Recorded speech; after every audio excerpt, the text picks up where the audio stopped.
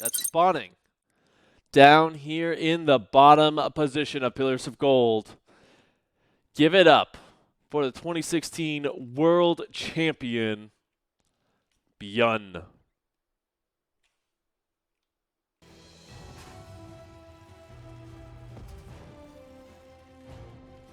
And his opponent up here in the top. He is the terror of the world.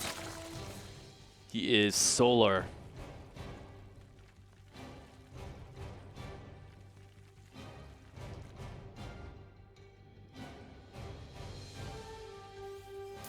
So, obviously, you got to talk about BYUN being an aggressive Terran player. He's one of those guys that really just tries to dance around, find that early momentum in order to just absolutely decimate you before letting you get up to that late stage Hive Tech, Broodlords, Ultralisks, Lurkers, what have you here. So we're going to have to see if Solar can hold on for that, because obviously one of the big things about Zerg is they actually do thrive in that late game. Solar, he's a pretty good mid-game player, I got to say. He's really good at kind of just stopping that forward aggression and teching up quite heavily as well behind all of that. So, yeah, it's pretty much just a unstoppable force versus an impenetrable wall here in this series. And we do see BYUN already going for what seems to be the new standard for him. Just going to be skipping that early Reaper because you don't really see too much. You can get just as much information with one of those SCVs moving across the map, because the only thing you're really looking for early on is if it was a pool first, if you're going to have some sort of roach play coming across the map early. And, you know, a lot of what BYUN does doesn't really rely on what his opponent's doing. I won't say that it's a hard counter, but in many instances, it does keep him a lot safer than he would be.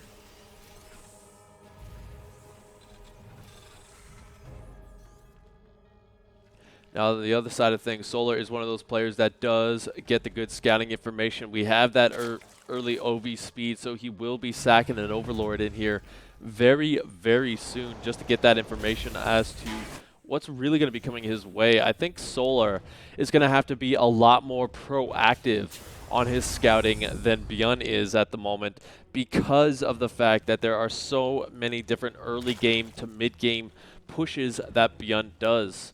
We'll have to keep an eye out as well for that third base timing from BYUN, as that's kind of the most quintessential time for a Terran player to move out on the map.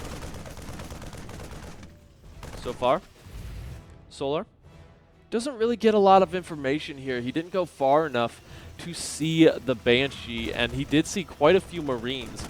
So that's probably going to start to ring some alarm bells in his head, probably thinking potentially a 2-1-1 or some sort of drop play. But I think he should just be staying safe at home, getting the Spore Crawlers up at a reasonable time, keeping his Queen count nice and high, and kind of just keeping them in position as well.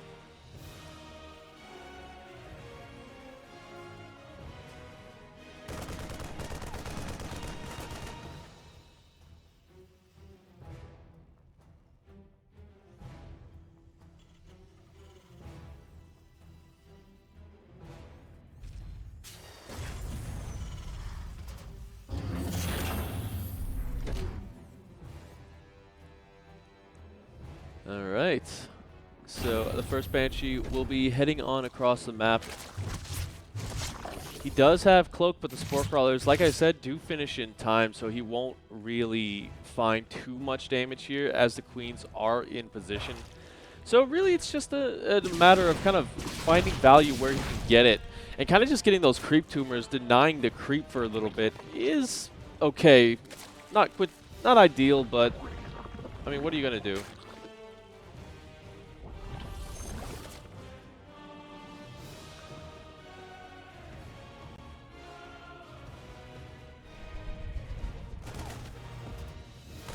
So from here, BYUN is essentially just going to be powering up his economy. He does have that third base in the wall right here, so he's not going to fall behind in terms of that, as Solar still only on 3 bases. We should be seeing that fourth be going down any time now as well, since he should be going up to lair. There we go. He does have it. And again, the Banshee is kind of just flying around. Not really going to find too much value here. But as long as you can keep those alive, you can kind of augment your forces quite heavily with your first big push, because they do well to kind of soak up any sort of Baneling connections, as well as, you know, kind of just keeping the Lings off the bulk of the army. And there you go, the first move out from BYUN. Just 2 medevacs full. They will have stim, no combat shields just yet, so they will get one shot by the Banes.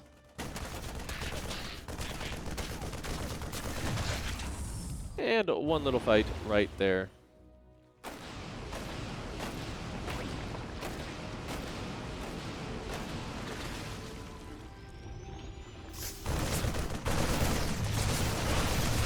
Go. BYUN going to be stimming on in. Not going to lose any Marines just yet. Trading out for some of those Lings. We do have Solar gearing up for a bit of a drop himself, as BYUN going to be making it into the main base here. This is just Lings and no Banes. But this will be a little bit chaotic for BYUN to deal with. He should have his reinforcements in a position to help, but he's actually rallying to his third base, so he doesn't really see this just yet. Now, losing one of those medevacs, pretty big deal. You don't really want to be losing those early on. You want to be expending that gas in other locations here. And the Banshees just doing what they can to find that value and keep the Queens away from this frontal position. Now, BYUN is multitasking his heart out here, and he is going to be going for a small bit of a drop in the main base, but that is mostly a distraction as he's gearing up for his first real big push with these 2 siege tanks and the Marines. Where did that medevac go? Did that get taken out? No, it didn't. It's still flying around somewhere, and I actually do see it in the main base right now. But this big run by from Solar actually does pull him home. 3 SCVs going down so far, a few more to follow. Actually, BYUN has to be careful not to lose this base. That is really weakened right now. Solar making a really good move right there, just buying him some time to get out his tech. More Hydras, more Lings, more Banes, just pretty much everything under the kitchen sink. And oh no, BYUN, is he paying attention right now? The Banes are going to kill off a couple, but a little bit of a late pull does mean that he's going to lose 8 SCVs. And now this attack, which would have hit at a much better timing, is going to be a little bit late.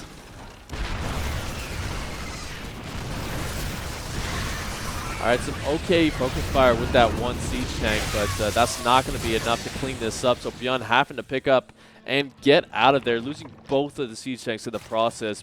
Solar just really taking an effective lead in this game, as he's going to be going up to his 5th and getting Lurker Hive.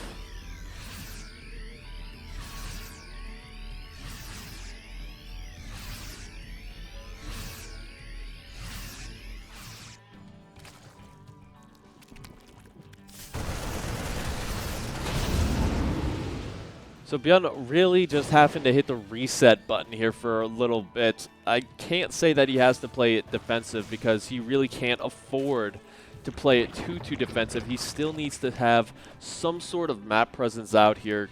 If he can, just try and force Solar to be forced to redrone. As we currently see, he's going up to 84 at the moment. You really got to get some sort of pick off, some sort of damage done, other than just getting these Lings. Now on the tail end of this, we do see those Hydras just about now starting to pop. And on BYUN's side of the map, we don't really see any tech at all. He's still going very heavy into Marine production. He will have his +3, but he's got to start Marauders, like, soon, as in 2 minutes ago, as Solar completely maxed out, and just really doing a good job of making sure that BYUN is nowhere on this map.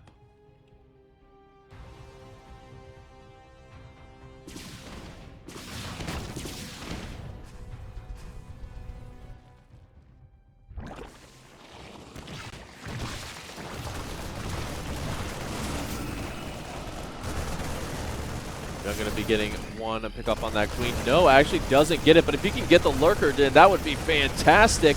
Seismic Spines does complete in time, however, so he's not going to be able to cancel that. But as that drop going to be coming in here, we do see Solar going for a bit of a run-by of his own. This game is a little bit chaotic here, I've got to admit, but still, it is very fun to watch.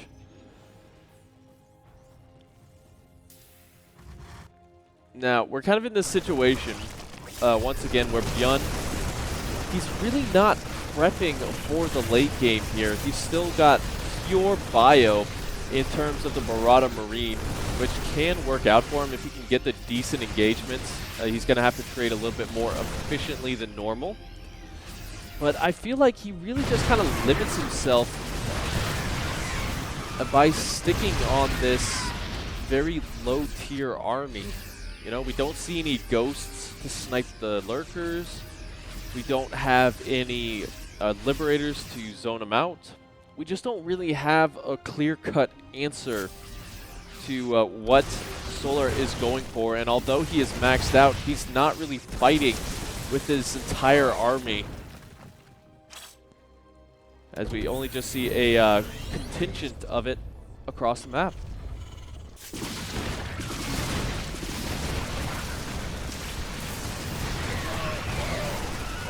Yeah, Baneling getting the connections on a couple of Marines there. Not the best of trades, but he will be able to kind of just back up there with a majority of his forces.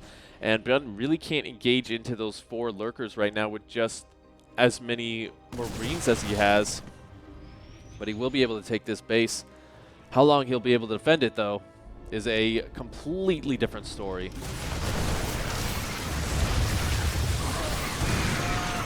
A couple of good Widowmine connections right there. That's pretty nice. A couple of them don't get to go off, however.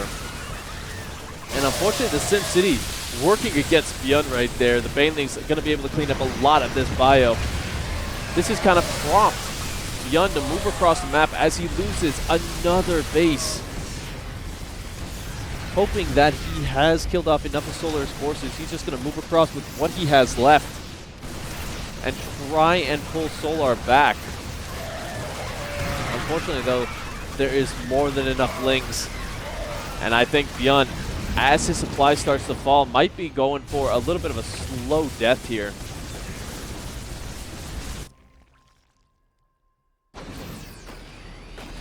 Yeah, 30 workers going down. Down over 40 army supply. He's going to have to get some monumental connections right here with some Widowmines or something. And, you know, he's trading out as about as efficiently as he can, but it's just not enough. As he is forced back to his 3rd. He started some very heavy siege tank production, though. So if he can get up a good siege tank count, maybe that's enough to kind of pull him back into it. Play the slower game and kind of just wear Solar out on that front. That's pretty much his only option right now.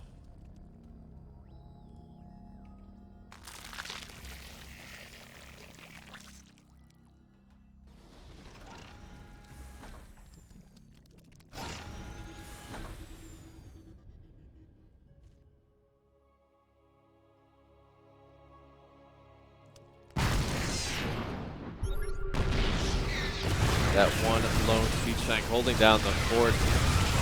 Trying to get into a good position here, but the Blinding Cloud's going to force the bio back. 7 more workers going down, and GG's BYUN gets dropped as Solar takes a very good game number 1 victory right there. And yeah, just unfortunately for BYUN, he wasn't able to find those connections that you really do associate with BYUN. He wasn't able to do anything with those 2 medevacs. His follow-up was just a little bit slow to kind of transition into those siege tanks. If he had those a little bit earlier, I think he would have been much better off. But he just didn't really have a whole lot of information on the other side of the map. But even without that information, you saw him get quite a bit of work done on in certain stages. As in, he did get the lurker snipe. He did get a little bit more, but you know what? We're going to be going into submarine for our next map. Now, this is pretty much the smallest one in the pool. BYUN, I don't think he's really too much into like the 4 racks or the 3 racks across the map. He does pull it out sometimes, but I think on this map he just prefers to play it a little bit more straight up, going into the 2-1-1, getting those pushes across, and just absolutely decimating his opponent that way. But remember, with a small rush distance, Solar is going to be able to run by a lot easier.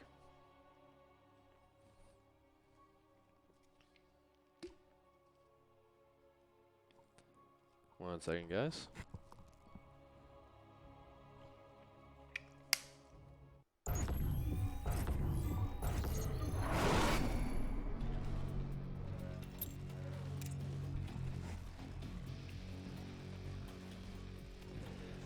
But without further ado,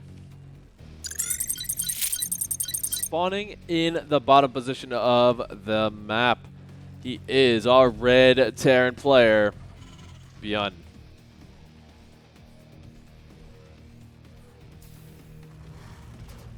And his opponent on the other side of things, give it up for Solar.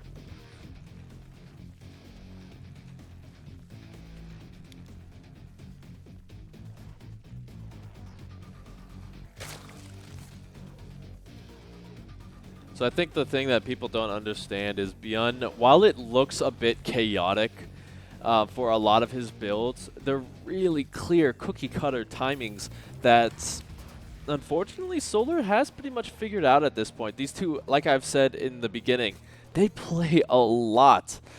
Not just in the Premier Leagues, but they also play a lot of our events against each other. Like even just looking at his Ligulac on the other side of things. Just so many blackouts here for BYUN versus Solar. They actually played yesterday in the Wardy TV main event, and BYUN was able to 2-0 Solar in that event on the 29th. ITaX, BYUN 4-1. So that's kind of the story for this rivalry. Just BYUN finding those connections later on in the series, and I think honestly that's where he does his best work. I've seen plenty of series where he goes up against players and goes down 1 game, 2 game, even match point in a lot of situations, and he just turns it on. I guess you can call the first couple of games a warm-up for him. Oh. Sorry about that. But yeah, we do see Solar going to be going up to that 3rd base here. Pretty equal timings. And we do see it is going to be a 2-1-1 for BYUN. And like I was saying, he loves the 2-1-1 on this map because he doesn't have to wait for the medevacs, essentially, which allows him to hit at just a little bit earlier timing. With that earlier timing, he's just able to get a little bit more damage as Solar won't be as prepared as he can be. Hey, Size Matters. Oh, by the way, I saw your casting, Size. Pretty good start. Really good mechanics there that you got.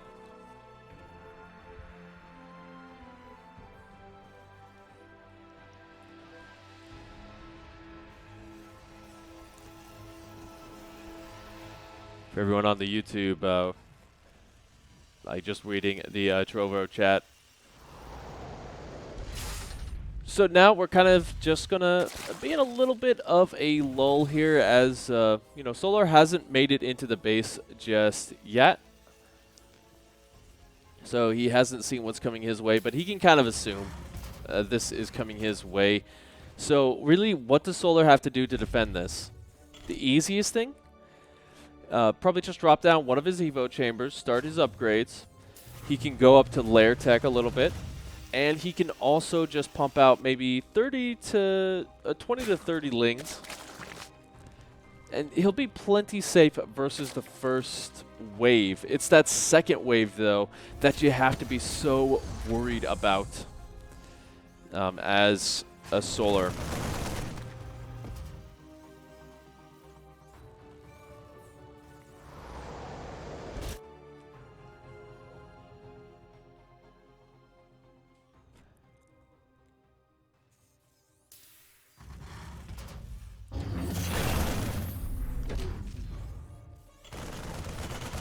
Alright, Solar does get in, and he does see the move out of BYUN. The medevacs have completed as well. It looks like he's just going to use those medevacs as well to kind of just bring a couple of additional units, just make this a little bit more potent. The Baneling Nest is not complete, so these Queens, which are, by the way, a little bit low on that energy to fight by themselves, but now the Lings do come in to help out. So BYUN just going to be kind of playing around on the edge of creep right now, it looks like. Going to dive in, try and get some pickoffs, but he knows he can't go too far with this. You don't want to lose too many of these Marines. As you can see, he's just going to keep this aggression going for a little bit of time.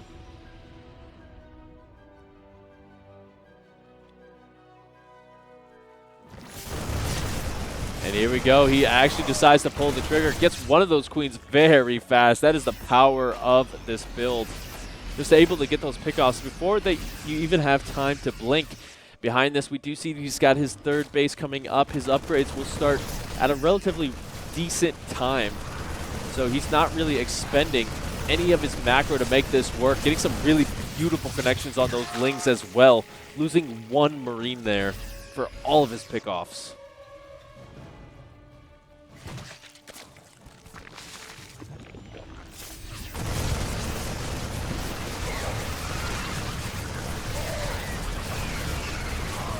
Right, so Solar does get us around there, but not going to get too much with that either, as BYUN is able to pick up.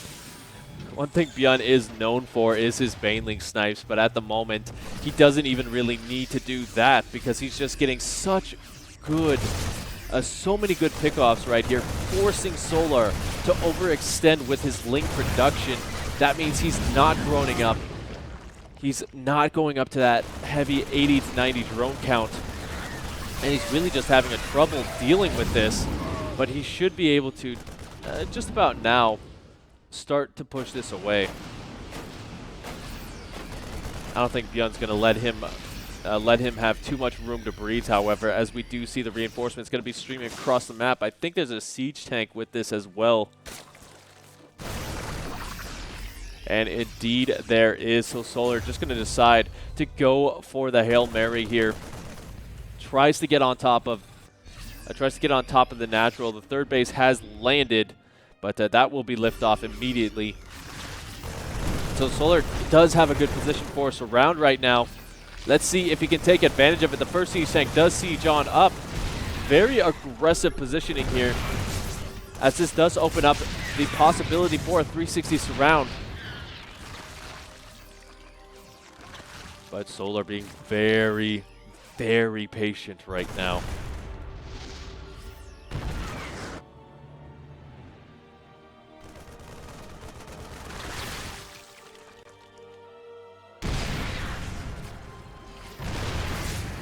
All right, here we go. Almost a full 360 surround, but it did give BYUN an angle to escape. Good Baneling connections right there. Going to clean up a lot of this. And unfortunately, there's not enough room in the medevacs for everyone. So he will have to tap out and get on out of there. Now, here comes the problem. He's going to have to land these units. And he's going to have to land them right in Baneling Fire, so he is going to lose all of those SCVs and so many of those supply depots. So Solar able to get plenty of damage off the back of this. Well, it looked a little bit dicey for him for just a little bit, but now he has that room to breathe. We see the Infestation Pit. We see the +2 upgrades, while BYUN doesn't even have the armory complete. So, oh man. Oh, this is not looking good for BYUN right now.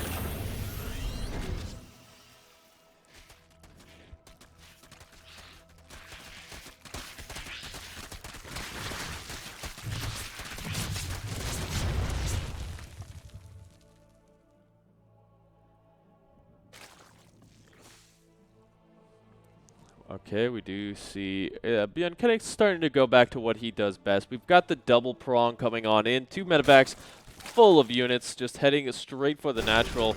As a frontal push, just going to try and get rid of some of this creep. Just try and keep it off his front door. Has to be careful not to engage into the banelings too much here. But finding a beautiful location with those Evo Chambers, he's actually going to get a kill on +2 attack, which is wonderful. +2 armor will finish on time, however, it looks like. But BYUN, once again, just taking the opportunity to clear up a lot of this creep, goes towards the 4th, or 5th rather, to try and get a kill on that. That's just, this is really just tasking Solar as much as possible here. Does get that canceled, by the way.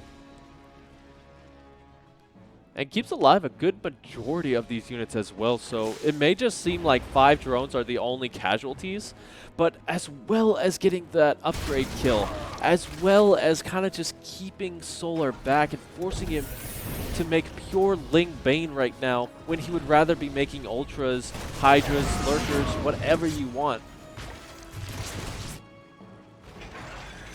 Just unable to do so, as the Liberator going to be coming in. That's going to get taken down. But this one, getting a little bit more bang for his buck. A couple of medevacs trying to drop in as well. The natural sieged on up.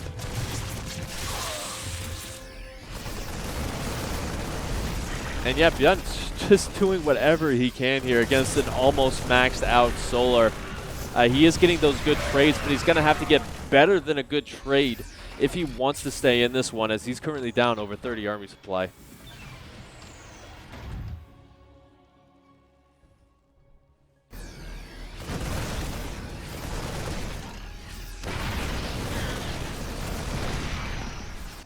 Alright, so they're just going to be going for the big wraparound here, trying to get right on top of the production, but those siege tanks on the high ground going to wail away on this, probably doing more damage to the Marines than anything.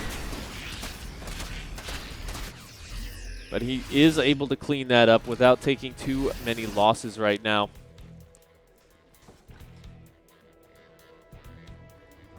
I gotta say, he's fighting his way back into this. There's not really a lot out here for Solar. He's pretty much waiting for Chitinous Plate. But there we go. Good connection there. Gonna force the lift up on the Marines.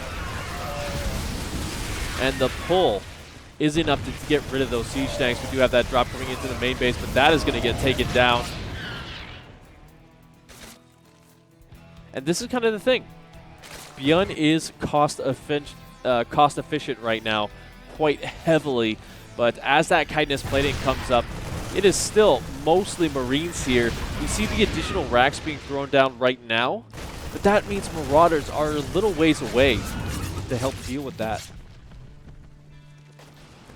We're just kind of taking a look at the units lost. You see how efficient BYUN is. Over a 3,000 mineral difference right there.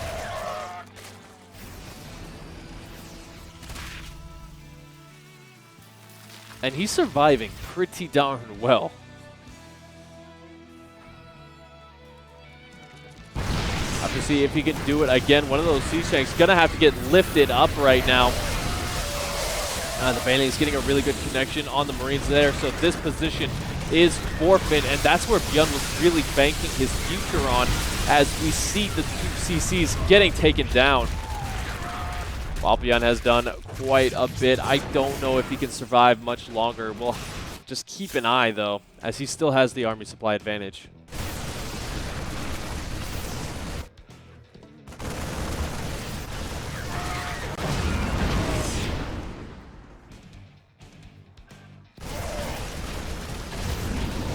See, what sucks as well is that he had a long time before those drones were actually pulled, and he just wasn't able to kill them off. So Solar really not losing any in this game whatsoever. That's what I'm really worried for. BYUN, while he has been getting these drop plays and being very cost efficient, he hasn't hit the drone line at all, pretty much, in the last minute or so.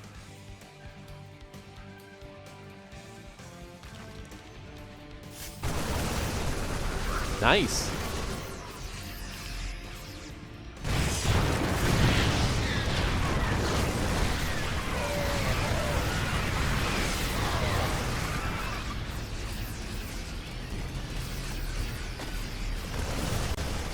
So now BYUN is lifting up his main to head over there to the fourth. He's really going to be struggling for income here. Solar not mining on a lot of his bases, though, because these Liberators keep flying in and kind of just wrecking face here. Actually, I'm really liking this. I say he wasn't on the drone line, now he is. And this is really the point where BYUN can start to make that comeback. He is ahead in supply. His army 127 to 96, and it looks like he did forget his +3 attack, so he's going to have to get that. But overall, he's sitting pretty right now.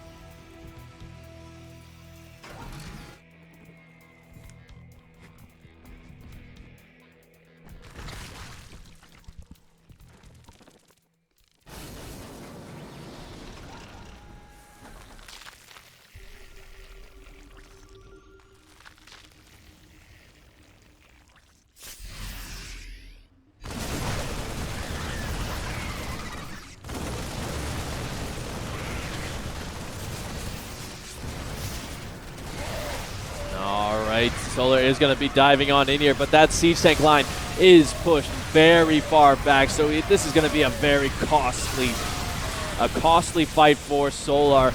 And actually, these Ultras are going to be able to get on top of the Transduces, not in time to save them. That one Ultra is going ham right now, but as that falls, the Corruptors in the sky not going to be able to take out any of this, and Solar, he might hold on for the next couple of seconds here, but that was too much for him there. Oh my goodness. BYUN still has a huge army left, but keep in mind, he doesn't have any medevacs. So as this army gets weaker and weaker, he's going to have to be careful here.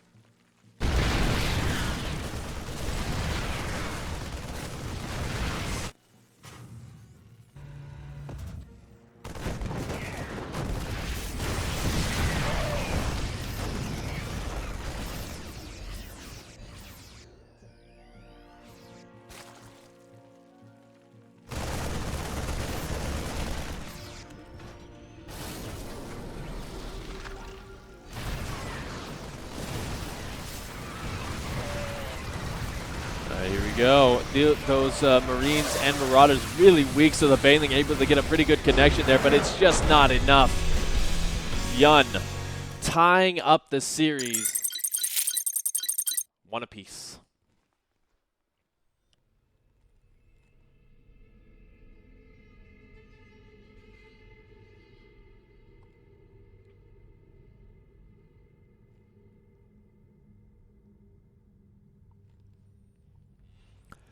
All right, epic right there. So that's kind of BYUN's power. If he can hold on, if he can get those efficient trades, it doesn't matter how late the game goes, he is going to be able to kind of just wipe the floor with you, is BYUN. So you're not even safe in the late game.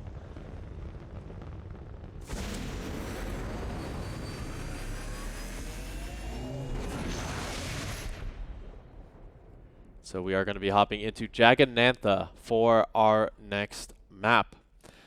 Do remember, we are going to be playing all 7 maps, and then they do reset. So basically, that's how it goes. It is loser's choice. So Solar going to Zerganantha. That kind of makes sense. You know, I feel like when it does come down to loser picks instead of regular vetoes, you do see Submarine and Jagannatha being the more popular decisions early on. Not just to get them out of the way, but to, you know, kind of try and give yourself a little bit of advantage in some of these crazier maps. One second, sorry.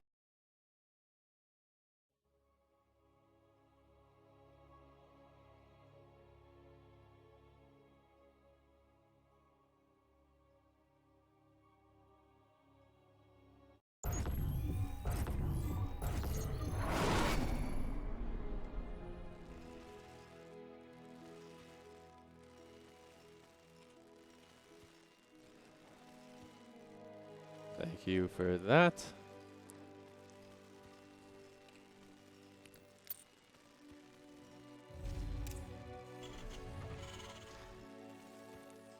And let's go ahead and introduce these players.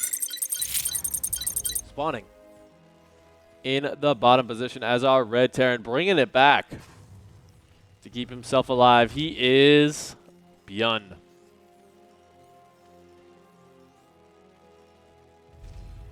And his opponent up here in the top position, the master of the mid game, the terror of the late game. Give it up for Solar.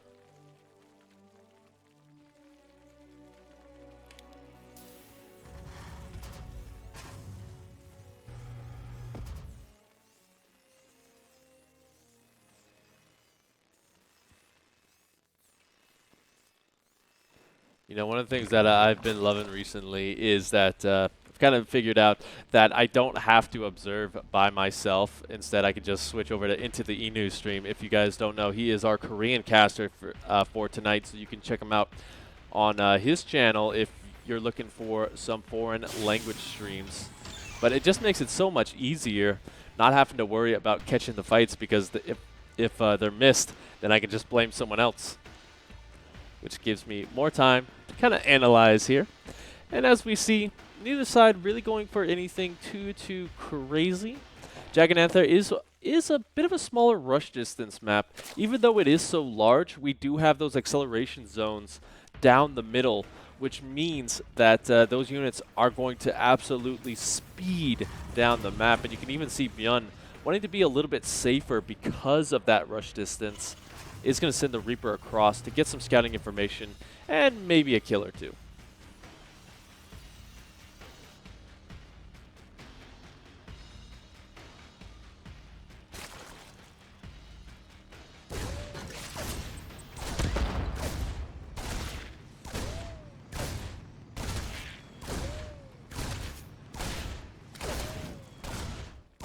Kind of accepted in these days that if you do go for 4-lings, you are going to lose at least 1 or maybe even 2 of them. If you make 6-lings, you really aren't expecting to lose any of them. Yeah, that's kind of the little bit of a magic number game here. And we do see BYUN going to be going for that very aggressive economic build. He's got his 3rd CC already down off the back of his factory, so he after that reactor finishes, he is just going to start pumping out the Hellions just to get a little bit more information out on the map, keep his map presence nice and high. And this is one of the things about BYUN. Once he hits 3 bases, once his economy gets up to that point where he can just pump units out without having to worry about anything, that's when he's at his scariest. We've even seen him go for Hellbat timings off the back of this, and they're just a little bit later, but they're so much more powerful because he has so much more to use with them. And yeah, we'll have to just keep an eye out for that armory, as it's going to be Banshees and Marines as well. So all of this kind of just tells me that we're going to be seeing some sort of push come on out.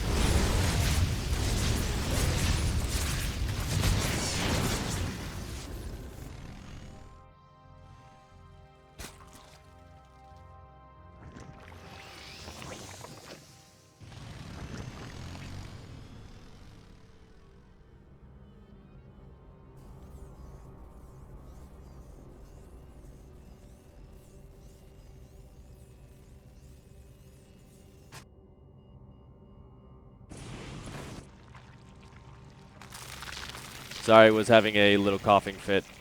Casting a little bit ill today. But yeah, the fact that these Hellions have been kept alive does mean that he can augment his forces quite heavily with this next big push. Although that being said, he might lose them here as Solar able to get a pretty beautiful surround. Although he does keep some of those alive, we do see that armory going to be coming on down. And honestly, we should be seeing BYUN push out as well, since he is trying to establish that third base position.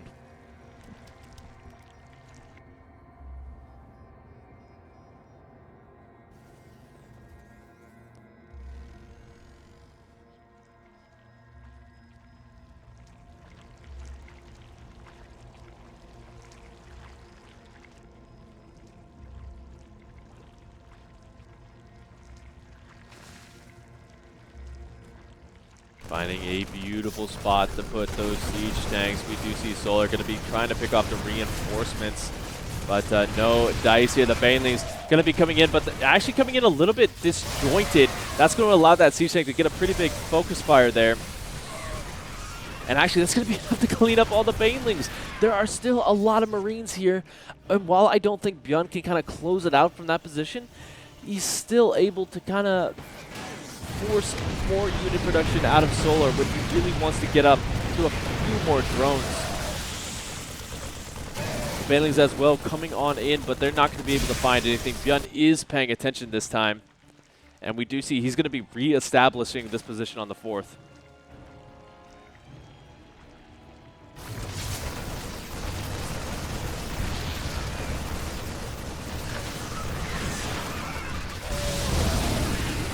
All right, 6 workers going down.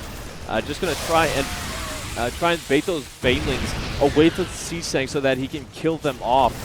And now going straight into the main base, going to be looking for a little bit more damage. Not really going to find it, as he's got to be careful not to lose these medevacs. This is pretty much his entire map presence out right now.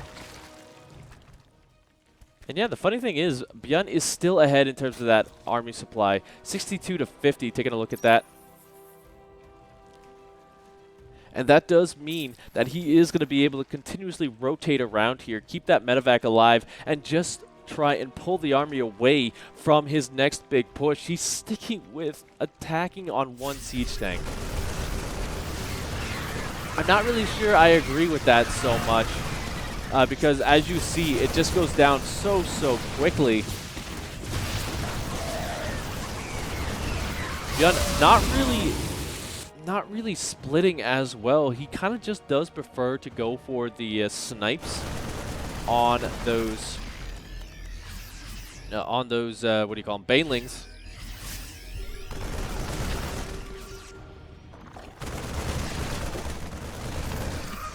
And because of that, he doesn't really split his forces too much right now. But we do have 8 workers going down as he's finding some more damage. And there you go. The focus fire on the small number of Banes is going to force the retreat from this location. Might be able to kill that off before the reinforcements make it. And the answer is yes. Solar can't really fight into that anymore. The main attack force is moving on in as this double medevac drop might get cleaned up in the main base, but he still has it alive.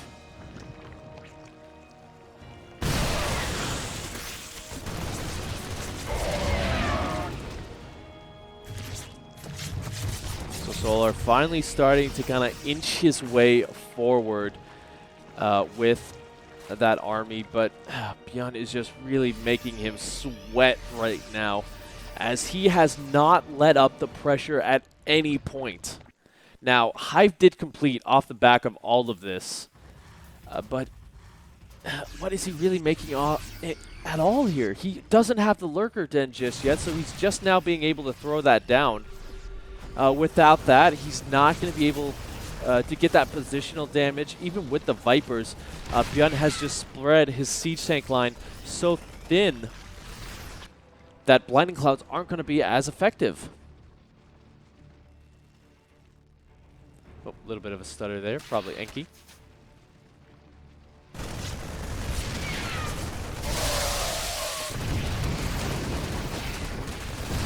All right, Solar getting some massive damage right now, though. 14 workers going down. Going to force a lift up of that third base.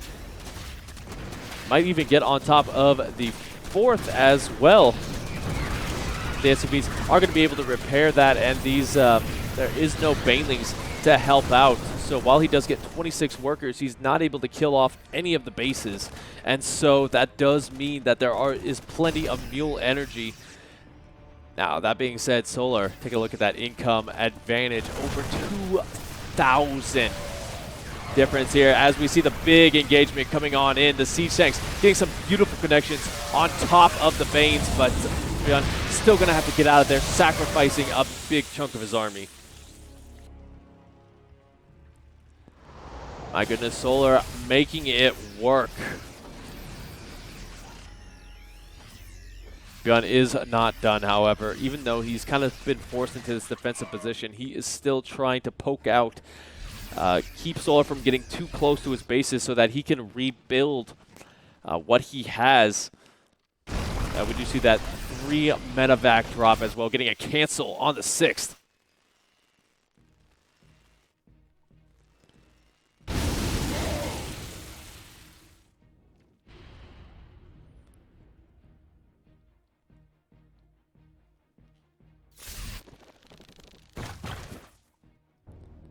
Oh no, a parasitic bomb on a full medevac. That second one is going to go down as well, so that's a lot of BYUN supply just gone in the blink of an eye. He did get a kill on the 5th base as well, and a cancel over here. So he is still doing a pretty good job of just doing whatever he can to keep Solar down. But unfortunately for him, he's spending so many units to do so that he's just trailing in terms of that supply.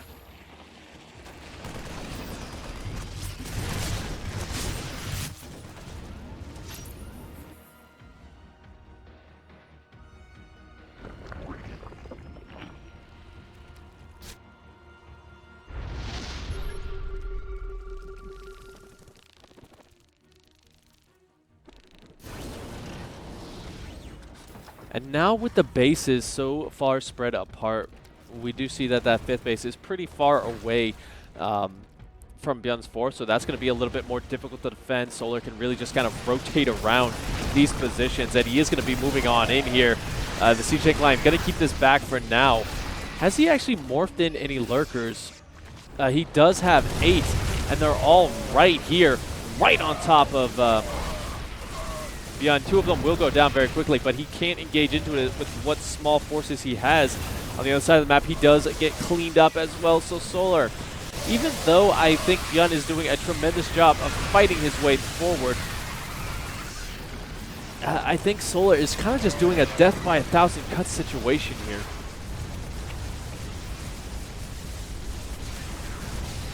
Yeah, Seismic Spine's a little bit too powerful.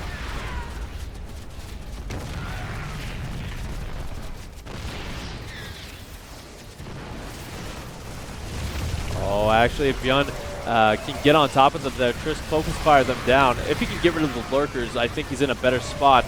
And actually, they're starting to go down. It's just he really doesn't have the follow-up here. Just taking a look at what he's building, 12 Marines. That's it.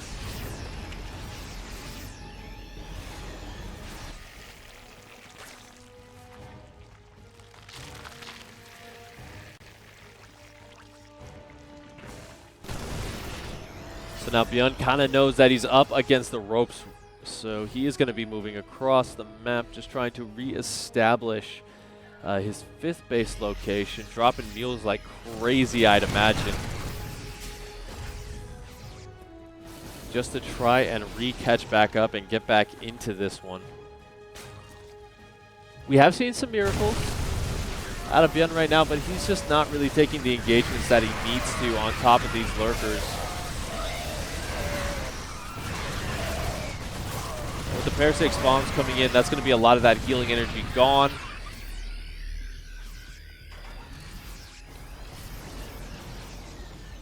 But you know, kind of just looking at what Solar's building right here, he's only making about 18 lings. And that kind of worries me a little bit. I'm wondering if he doesn't really has the larva to remax off the back of this, because he is a little bit broke But getting some okay connections there on the Bane lanes, there's just really not enough bio to close things out here. So BYUN dropping below 100 supply here in just a second. He's just fighting for his life, but I just don't know if it's enough. Scan going down, revealing that that base is there. And GG Solar, very committed, very dedicated, will take game number 3. Now, I think he actually beat BYUN at his own game there. Remember, BYUN is a very momentum-based player. He loves to be on the other side of the map. He loves to kind of be in your face, crushing things. But in that instance, it was really Solar who just really never let up the aggression at any point. Even so far as to delay some of those later lurkers to keep that up.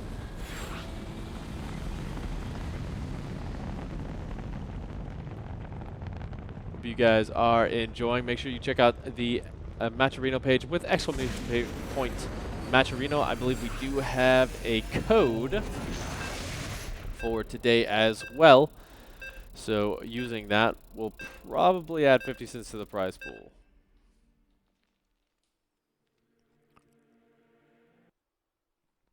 Yeah, there you go. I'm actually just going to bring that up for later consumption.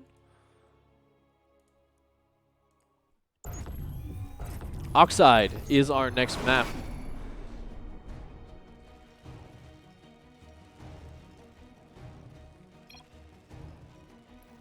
You know, we're going to have to see. Can this guy down here in the position start to make it work again? Down here in the bottom, he is our red Terran player. Teamless, but also fearless. He is BYUN.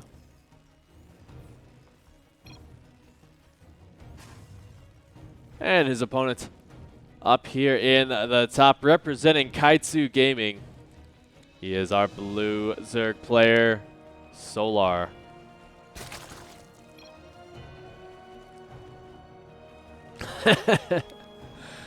Into the Inu, giving us a little bit of a translation here. Looks like BYUN isn't the only one with some wrist issues, as I can definitely get how playing against BYUN is very stressful on the wrists. Technically, no, I am not using a green screen. I'm technically on a Zoom call with a green screen background. Because I can't afford a green screen. What are you talking about? I'm a college kid.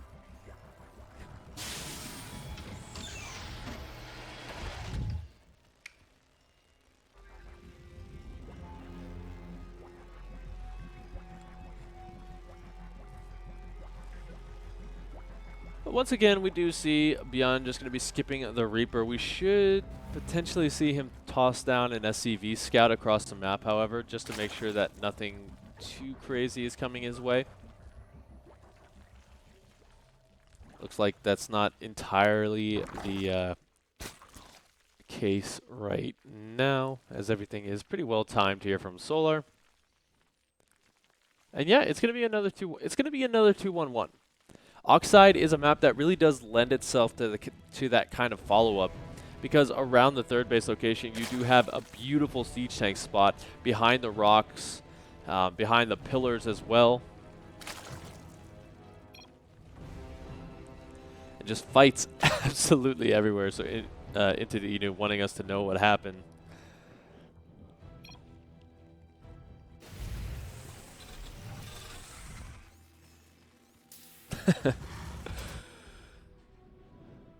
The NVIDIA program. You know what? I am looking into that.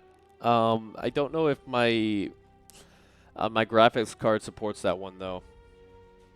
But yeah, if I can find a better green screen, that's going to be what I use.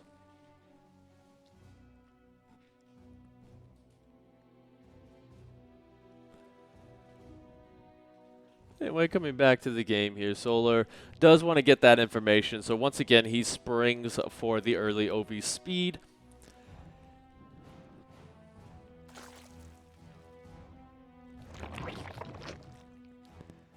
so that he can get on in there. A little bit of a later Ling timing because of that, as we do see speed for him just starting out for his Lings.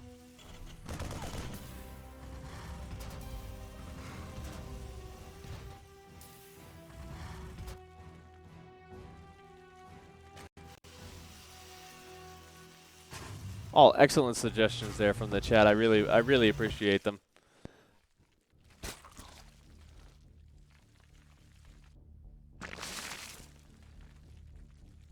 Yeah, we do see the starport finishing up here for BYUN, so he should be hitting his timing relatively soon. And Solar hasn't been in the base too far just yet, so he doesn't really know that this is coming. But again, knowing BYUN, this is kind of one of his cookie-cutter builds. So you don't just prepare for the first stage with the 2 medevacs. You'll also have to get ready for the follow-up, which is inevitably going to be that siege tank push, like I was saying, towards the 3rd base location. We do have the upgrades going to be starting soon for Solar, though, as he's got his first Evo chamber. I'm just kind of getting one last round of drones so that he can stay quite healthy.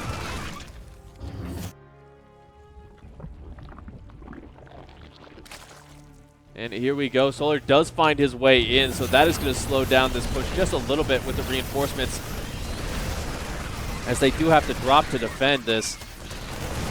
But we do see BYUN going to be moving in as well. The Queen's in the front doing a good job of keeping this back. BYUN can't stim just yet because he won't be able to refresh the energy until those medevacs come in.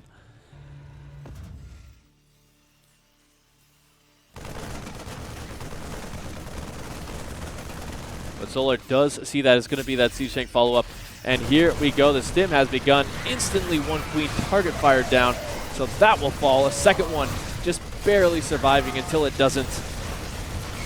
And that Ling count just not big enough to help deal with this. So BYUN able to push quite far into this. And you see how aggressive he is when he smells blood in the water. Now, he does need to get out of there because he did trade out quite efficiently. That was such an amazing time for him there. Looks like Solar letting him know it as well, that his wrists are hurting again. I mean, my eyes hurt watching that. That was so painful for him.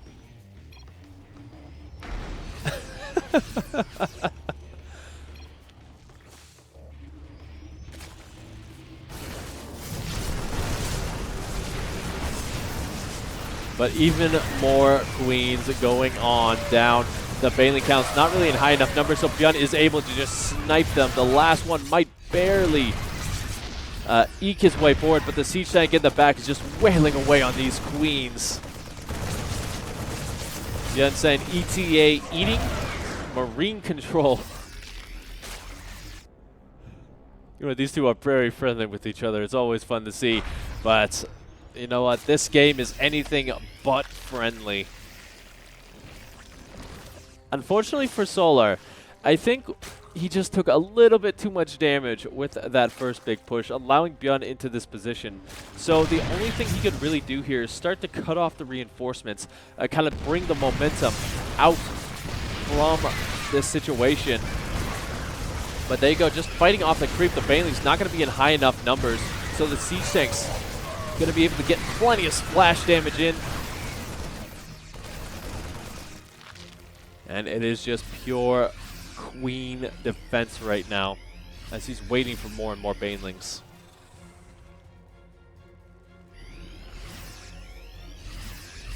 And if you thought BYUN was done, you must not know BYUN. So this is a pretty good crash course here. The parade push coming across the map, all the reinforcements streaming on in.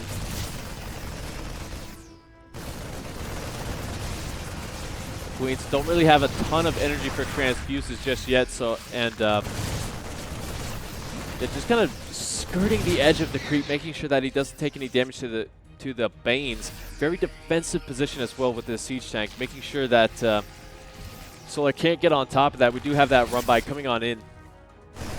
Just looking for whatever it can get. It's going to get a couple of supply depots there by the 4th. Speed just finishing up, so BYUN will have to pick up and get out of there. Just going to go for a couple of connections instead, however.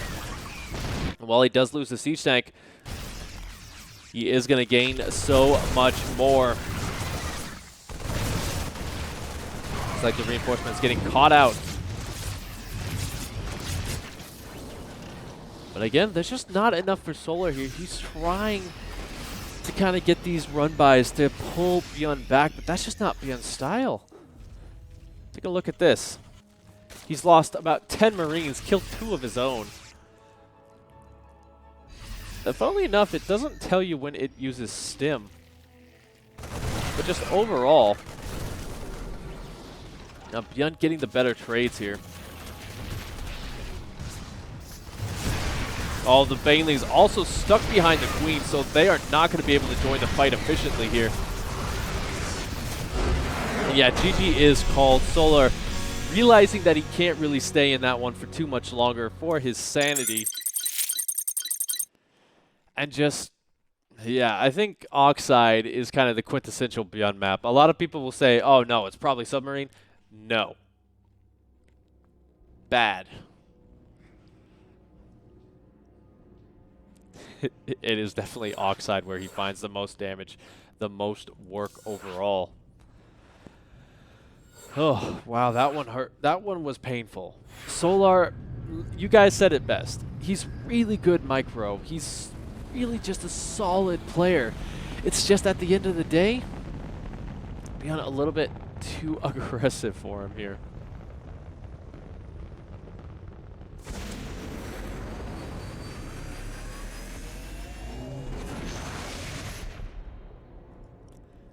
Does look like we are going into a small break, however. I think that's requested by Solar. Just take a look at that. Yep, Solar needs to expel that loss. So he will be right back. So while we are waiting, let's introduce you guys to a clear-cut favorite of the Alpha X, our Matcherino pages. We definitely take a lot of pride in them.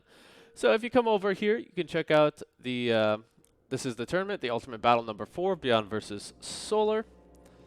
And the best way you can contribute is just sign in. You can use any of these fine services. I'm going to use my Twitch because it's already logged on in. And then you just come back up here to the contribute button and use code AX279. That'll add a free 50 cents to the prize pool. You can also leave a comment. Let me know who you want to win.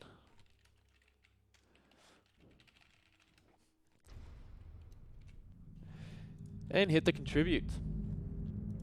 And that does mean you come on down here and you'll get your name in there. Looks like Alex Stormfist doing a little bit of a sponsor quest as well. You can see those on the side. And they're pretty simple stuff. You just retweet. You can do things like that. You can subscribe to Rig Gaming and stuff like that. You can subscribe to us over on Alpha X SC2. That's where we put a lot of these VODs after we're done, so that's a good way to check them out. Then you can also purchase some merch if you like. These are actually pretty cool. I usually have one, but it's broken. No, Romanticide is next. We already played Submarine. But yeah, check out all the cool things that you can do right over there. Support the prize pool and let these guys know that you like when they play.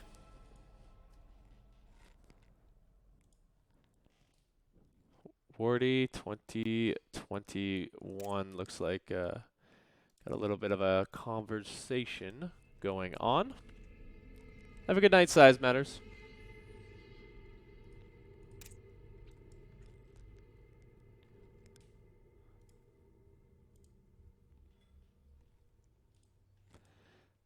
And that did give us enough time as we're going to be hopping in to Romanticide for our next map. We are running out of victories here for these guys, but we are all tied up 2 apiece. Man, watching these two can multitask, you anyone out. Even just watching it is stressful.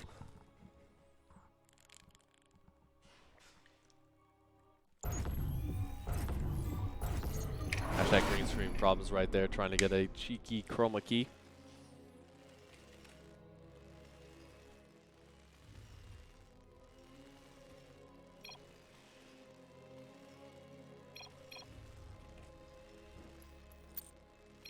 Game paused.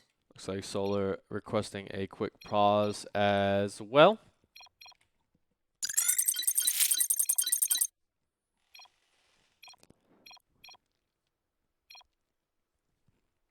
Now, do keep in mind, it is a little bit late for these guys. I think it's coming up around midnight KR. Solar hates Imba Terran. You know what? I think in terms of Terran, KR is really the Terran playground here. There are plenty of amazing players in Korea of all races, but it's the Terrans who really just shine in terms of their results.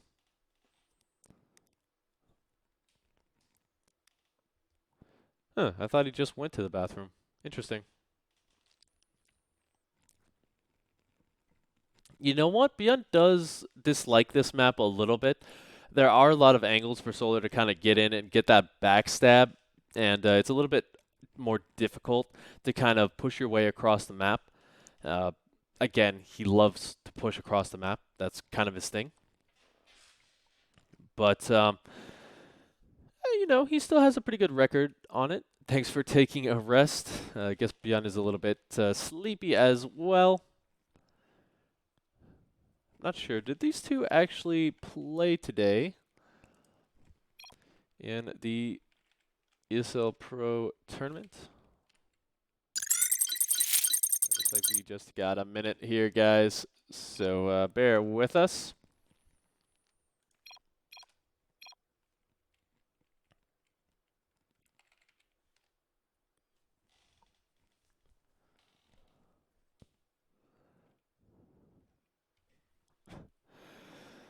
How is everyone doing today? Hope you all are having a fantastic morning, noon, or night. Currently 9:30 in the morning here, but no morning is too early for StarCraft 2. Looks like we're going to be getting back into it.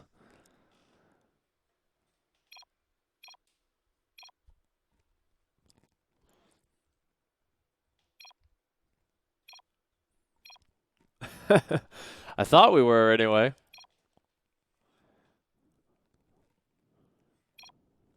Three, two, one. Game resumed. All right. Our lovely admin up there. But anyway, finally, with a little bit of a delay spawning, down here in the bottom position, he is our red Terran player, representing Teamless. He's BYUN.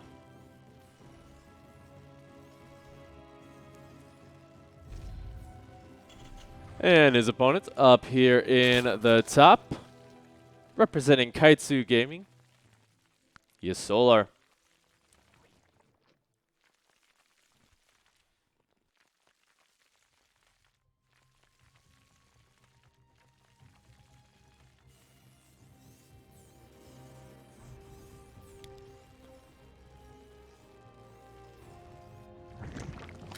Looks like into getting his introductions out of the way right now.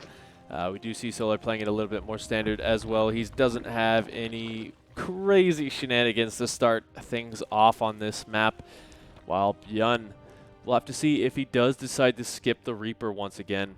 The answer is no. So he really does want that scouting information on this map just to keep himself a little bit safer.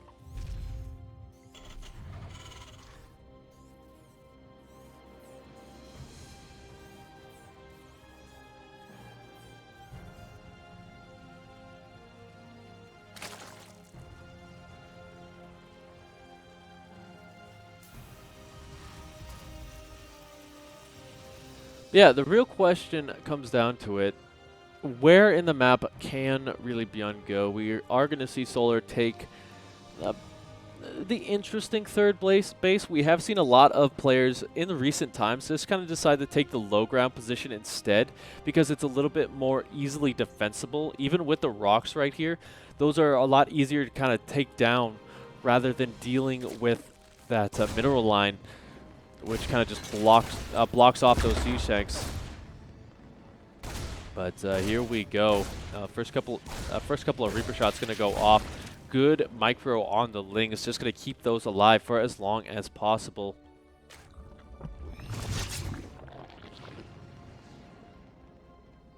And yeah, right now it's pretty much just BYUN kind of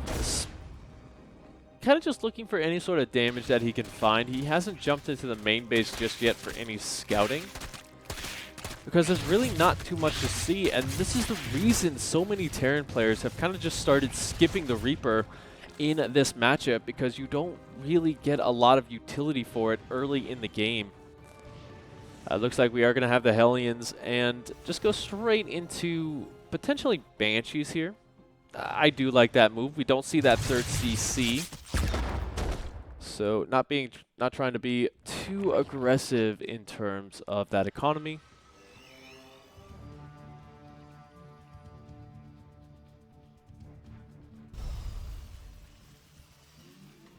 Yeah, there we go. Cloak Banshee, the Hellions. Now, we'll have to keep an eye on if he does decide to kind of keep those Hellions alive and just skirting the edge of the creep.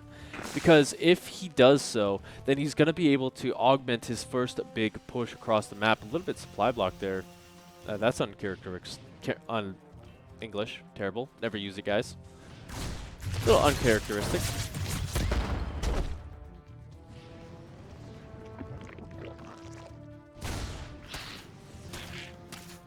The Reaper will go down as well.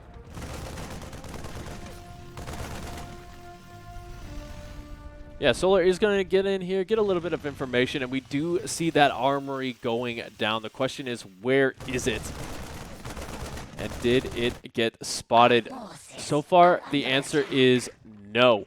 So Solar does not know that this is coming, but we do see him go straight up to lair timing here, getting the first Evo chamber so that he can have those upgrades. But this is going to be a really scary couple of seconds here for him, as we do have the Banshee as well flying in. So he's going to have to keep the Queens out front. Oh, man. This is not looking good. There is no Baneling Nest. It is just pure Ling Queen right now. And although he does clean up that mineral line, that's not really going to mean too much here in the front. The Banshee going to start wailing away on these Queens. It looks like BYUN going to be going for some of that creep. The Baneling Nest has been dropped, but how late is it?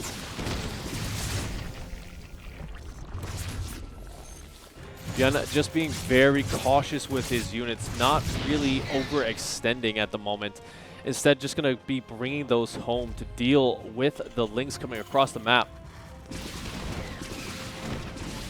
And we do see that Solar is going to be going into Spire play behind this. There is a lot of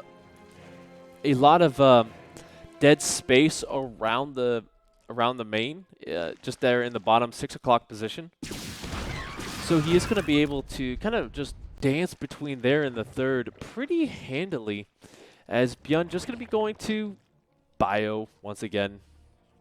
You know, if you really want to freak someone out, the best way to do it as BYUN is just to go for mech one game, because your opponent will have no idea what the heck is going on, because BYUN is one of those players, he just never augments with mech.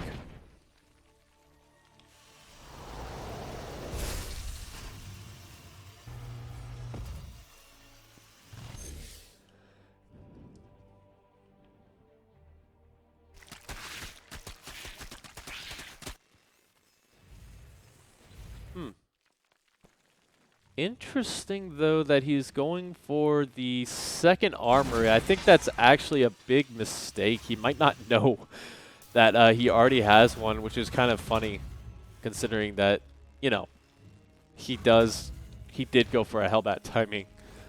So kind of just on autopilot there for that one. As we do see, he is going to be making a pretty big push coming across the map here. A couple of siege tanks and such. He's going to find a position on the high ground that does not have any creep on it. Scan going to go down, revealing where the queens are. He sees the mutas as well in his peripheral. So now he knows he has to keep some of this back for the siege tank. The Hellbat's in front, going to soak up a lot of that baneling damage. Not really too many of those left. And now the mutas just fighting straight up Marines here. But unfortunately for BYUN, he does get completely cleaned up. I don't think he was really giving his all for that fight, as he kind of just gave up there in the last second, microing back from those banelings. But what this does mean is that he has sacrificed all vision out on the map. He is not attacking anymore. And that does give Solar quite a bit of time to kind of just drone up a little bit more, get those upgrades started, maybe even get that 5th base on the high ground, which indeed he is going to do. And BYUN's going to be playing from behind here for a long time.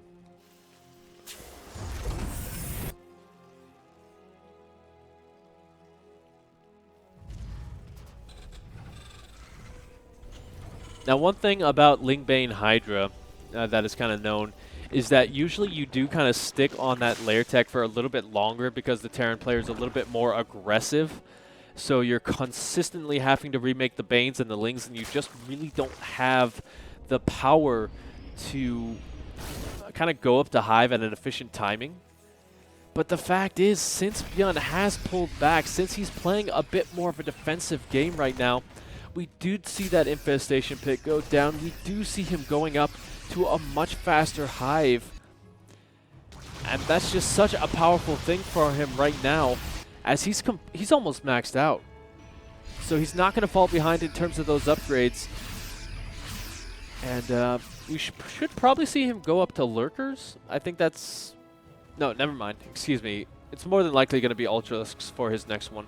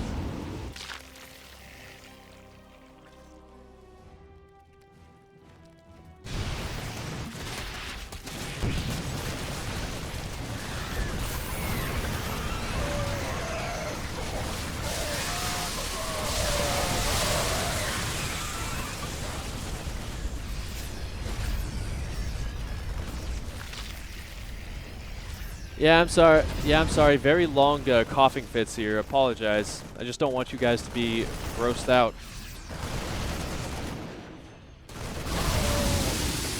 But really, BYUN doesn't have enough to defend both locations. And you can see he's getting a little bit desperate as he's moving across the map, trying to get some counter damage in. It's just not really enough. As he loses 27 SCVs.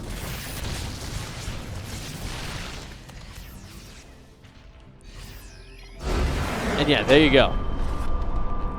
BYUN knows that he's not going to win from that position, so he is just going to tap out there. And Solar going to push his way ahead.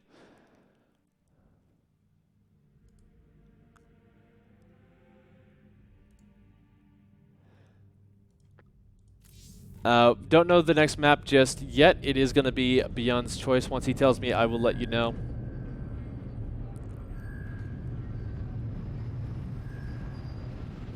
But looks like we have either Lightshade or Death Aura for our next one. And it's going to be Death Aura.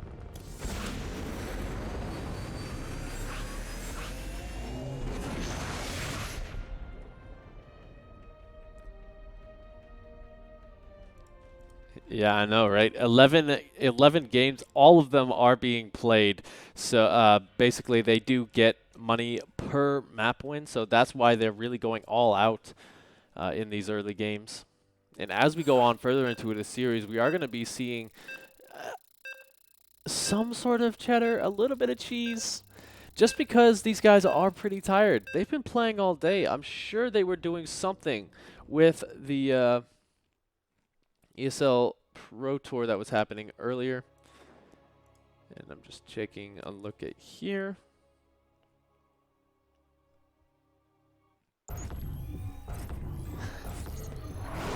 Oh, you definitely get your money's worth with these guys, whether you're betting or not.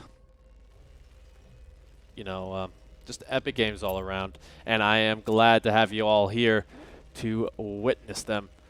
But here we go, adding another page to these two long match history. Spawning up here in the top position. Give it up for our red Terran player. He is BYUN.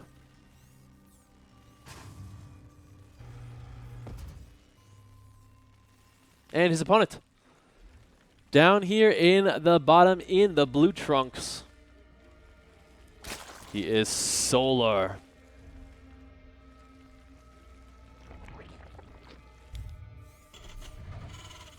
All right. Like I said, this is the map to cheese. Unfortunately, Solar will scout this out, and instantly he knows that he needs to stop this. Man, you guys are going crazy with the bets. I'm not even legally allowed to bet on this.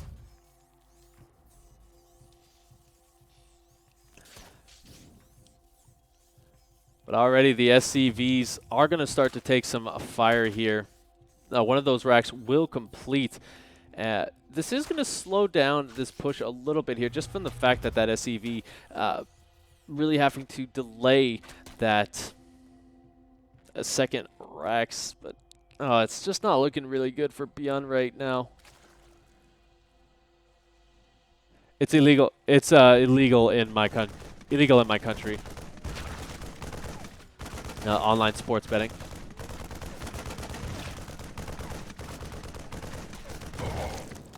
And already the first Marine getting taken down by the drones. That's the worst feeling in the world. He is just going to go for a Reaper here and try and kind of micro his way out of it. But we do see that he is going to get his second CC down. Unfortunately for him, his factory is going to be a little bit delayed. So that does mean that he is going to be playing from behind once again. Not necessarily a bad position for him. He does sometimes like to play from behind because it just makes the victory all the more sweet.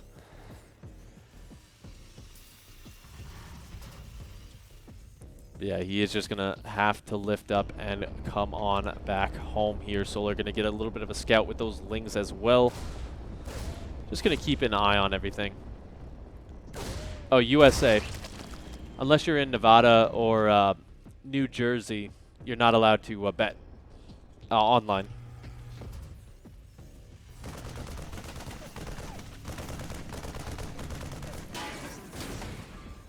But we do see that third CC coming on down. Solar gets a very good view of that, and that does tell him that he is allowed to be much more aggressive in this game.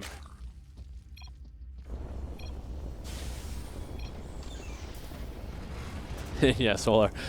Probably just letting him know that he done goofed.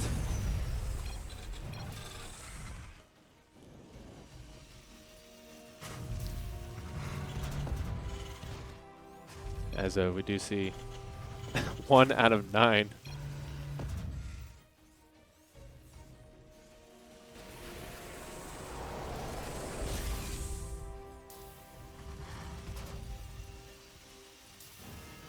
Oh, I love Canada. I love Canada, man. I used to go up there all the time when I couldn't legally drink in my country either.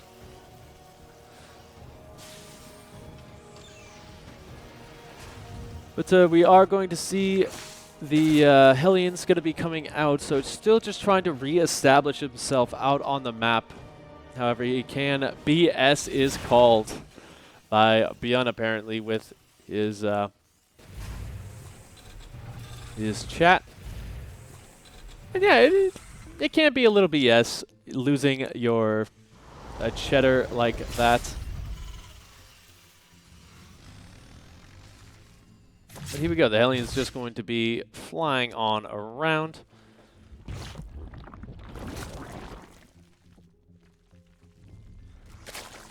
Not really going to be too aggressive with them, I'd imagine. It would be kind of funny to see him just kind of dive in off of Solar, but funnily enough, Solar is still playing this one a little bit more passively, not wanting to throw away any perceived lead that he has.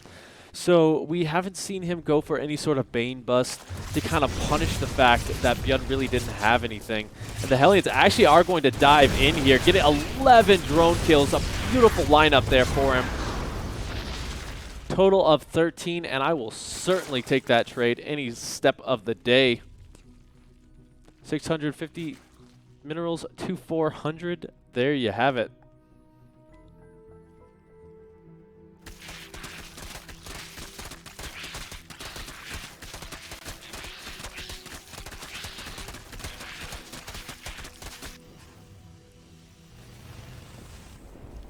That's kind of the thing about BYUN. He, like, even though he plays from behind, even though it looks like he is dead half the time, he still manages to find good value, and once he sees an opening, he really does just kind of dive on it. Sometimes to a fault here, as we have seen him kind of chase some pickoffs a little bit too far. I can't count the number of times he's lost a game because he just committed too much to a Colossus snipe in PvT or TVP. But in that kind of situation, you see how good it can be. Now, we do have the double medevac coming across the map as well with Stim. Not really that many Banelings, and they don't have speed, so he's just going to dive right in here. Overlord going to be the first pickoff of the day. That's going to be 100 minerals that Solar has to remake. And there you go. The focus fire just too good, so Solar will have to back out of this position. Although one just barely sneaks through. Combat shields not complete, so that was just a one shot there. Oh my goodness. That's really why StarCraft 2 is a game of seconds. If that hit would have come just a second later, then it wouldn't have done as much. But here we go. BYUN is not done just yet.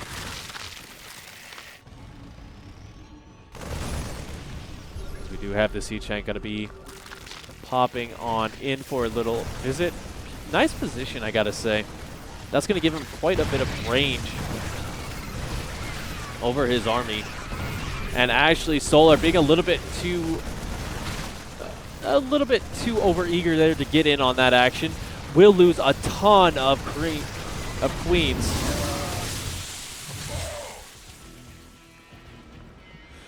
And my goodness, BYUN really taking a good engagement right there. That is going to allow him to kind of keep his location. The reinforcements, though, will have to stay at home to defend this very committed push from Solar. We do see instantly BYUN looking to sacrifice the third base here. He really doesn't want to lose that, I'd imagine. Unfortunately, I think BYUN's attention is elsewhere, so 16 workers going to go down. It's going to cost Solar his fourth base, but I think he can accept that a little bit.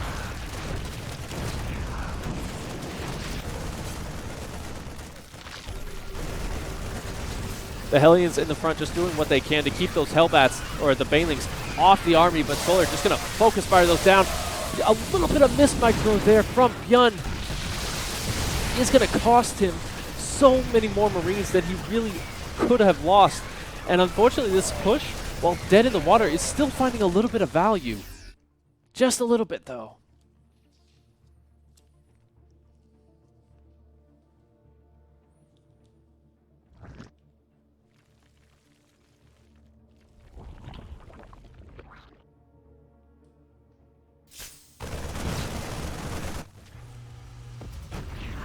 Supply is even, that is for sure. So while Solar has made some good moves to kind of stop BYUN, that 3cc with the mules, although one mule being a little bit lazy right there.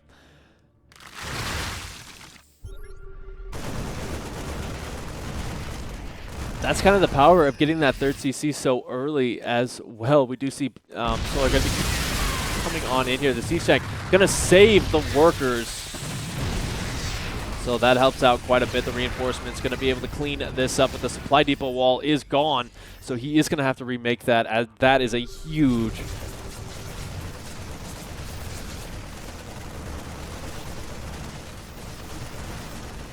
what do you call it?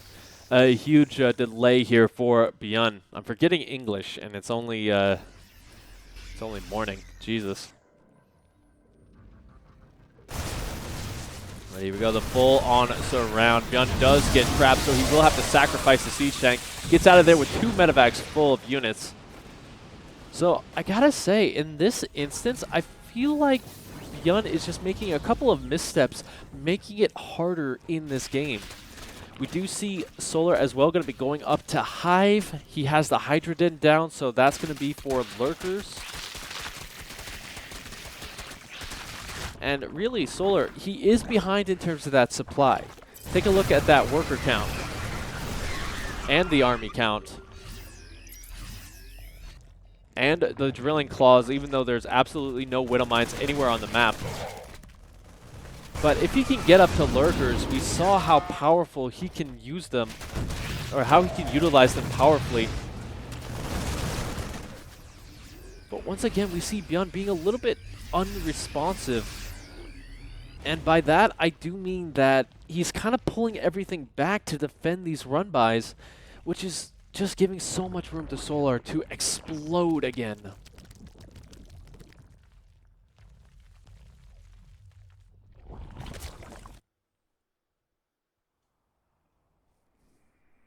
I think it's a little bit late for Cure style mind play. Especially with Lurkers going to be on the way. You really can't force to expend too many of those medevacs, but here we go. The Banelings, big in number. BYUN not splitting his forces, instead trying to just get those pickoffs before getting out of there. We do have the Liberator going to be coming in looking for an angle of attack, and will find a location here on the 4th. The Liberator on the 5th as well, going to get a couple of worker kills, bringing all the Queens over there. And really this is pretty good for BYUN. We do see a huge engagement starting out here, but before it even really begins, I guess you missed it a little bit. But BYUN got completely cleaned up here, being forced to pick up.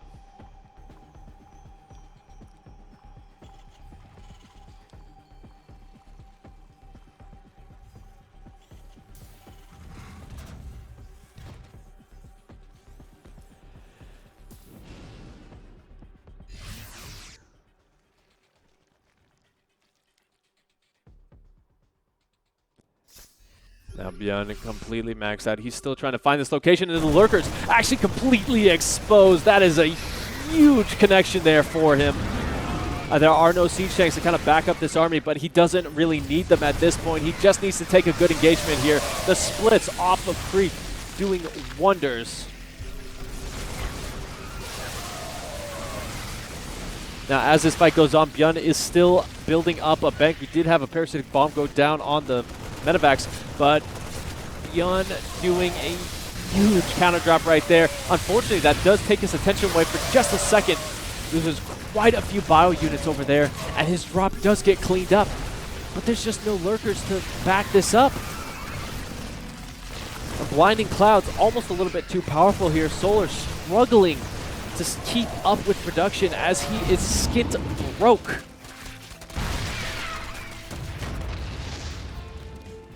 And while BYUN still has a pretty decent bank here at 1,000 minerals. Now, he was able to get the lurkers up finally, and they do have one of their upgrades, another one to finish pretty soon. But I mean, BYUN is just really making him work for it here.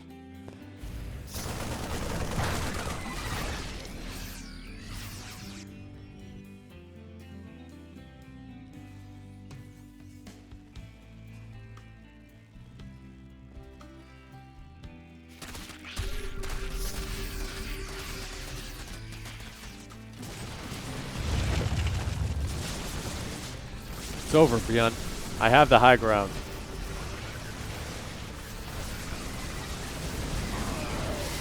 You know what? BYUN is still going to try and push this location. The Vipers, if they can get on top of this with a blinding cloud here, BYUN a little bit too stacked up, so he's taking quite a bit of work. He's going to have to pick up with his entire army, and unfortunately a parasitic bomb going down, but we did have a little bit of a Liberator in the main, going to get 11 kills.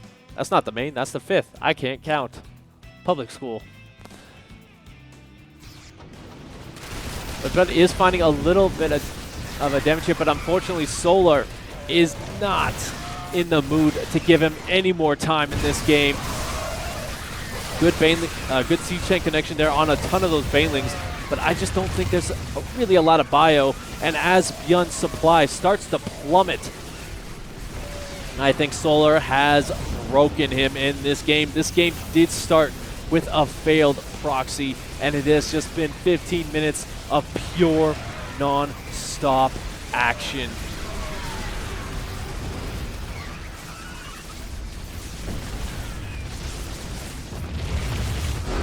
GG is called.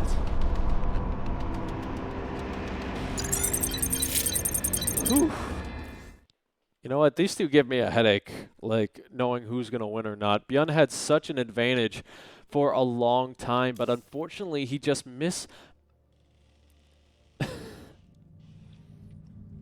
he just missed so many opportunities there and took way too much damage with some of those fights. The Baneling's just getting really too many good connections.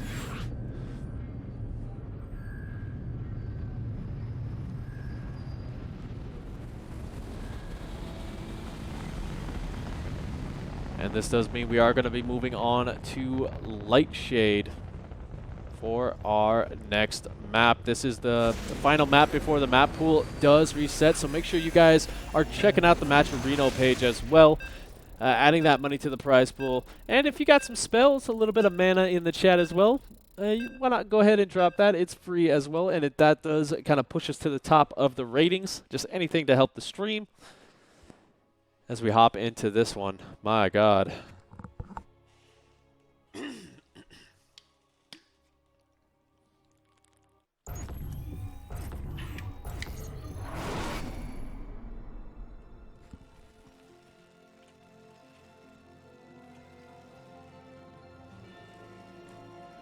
So, without further ado, let us introduce our combatants. 2 men enter, 2 men still leave because we're not legally allowed to kill the players yet. Spawning in the bottom position here in the red trunks. Give it up for BYUN.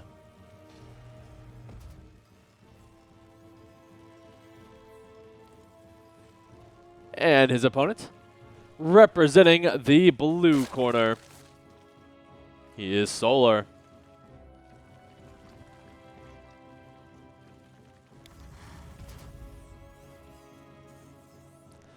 So I wouldn't really worry too much about BYUN. There are so many examples of when he has been down in a series and just come back with an absolute steamroll of the next 4 or 5 games.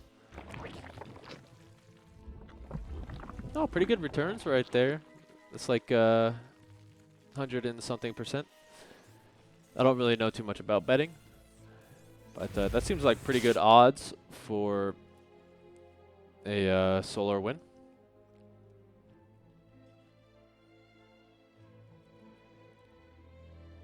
Oh no, man! You just gotta buy GameStop stocks with it.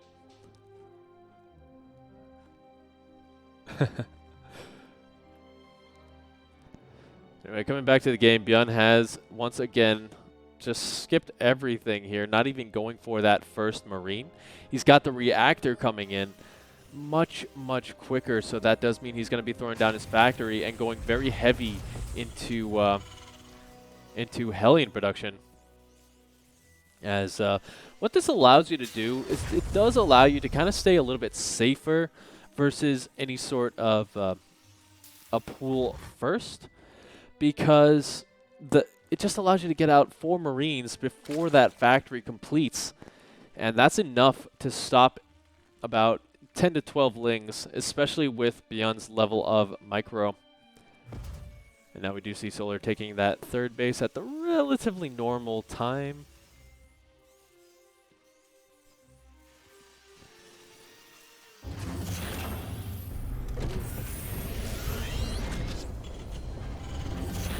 Excuse me here. And maybe going to be going into Banshees once again, since... Okay, no, this is Hellbats. Another big Hellbat push going to be coming across the map here, and we can tell that because he's just pumping out Marines one at a time.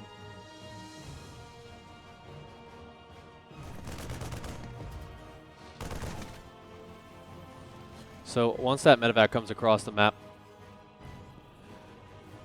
that's really going to be the indicator for this. Solar has no idea it's on the way, but he can have a clue here since BYUN is keeping the Marine.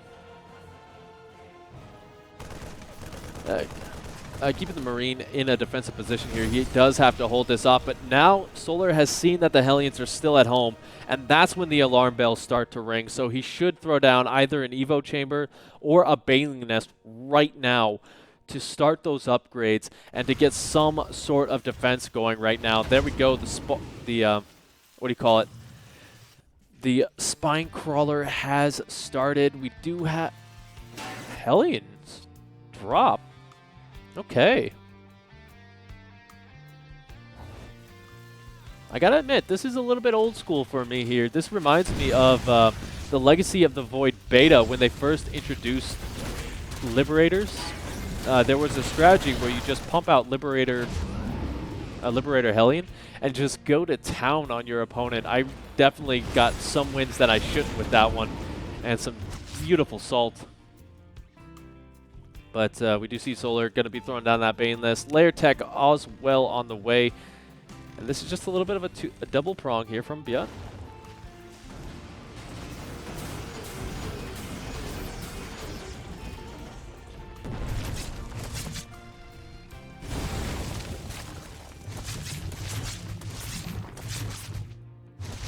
Now BYUN, looks like he made a little bit of a misstep there. Didn't surround the Queen at all, and his Hellions actually did get cleaned up there. So a couple bits of missed micro here from BYUN, I gotta say, overall. As the Liberator did get taken down, it looks like he was trying to use that to block off the main ramp. I'm gonna make another one as well here, but the Hellions do find a little bit of damage. Solar does get a good split, so he's not going to get too many.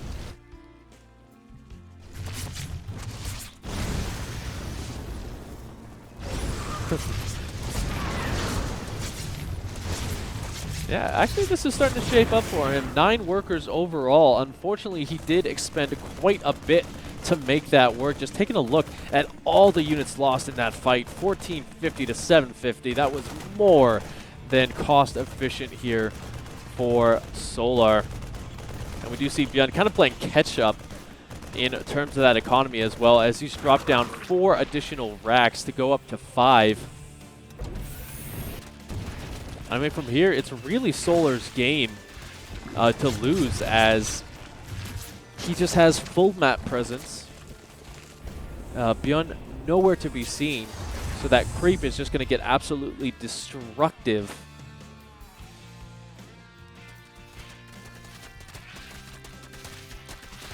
Although, I gotta say, there's no Evo chambers out, or there's no Evo chambers spinning up right now. So, if BYUN can kind of find that timing where he can take a good fight cost efficiently, he might come back into it.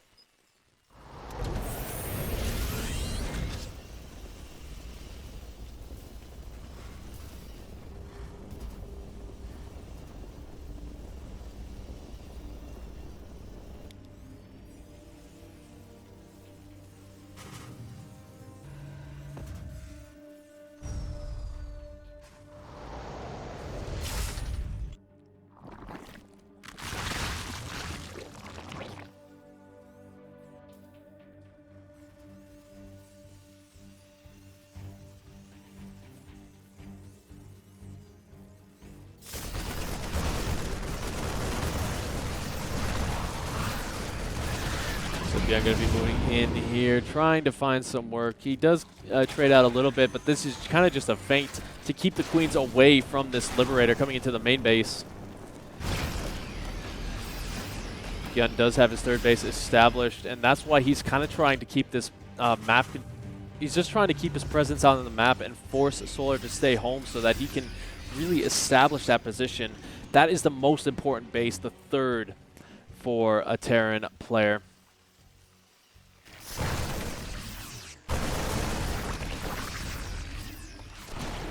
The Liberator actually in a nice position here. The Queens can't reach it even with their extended range.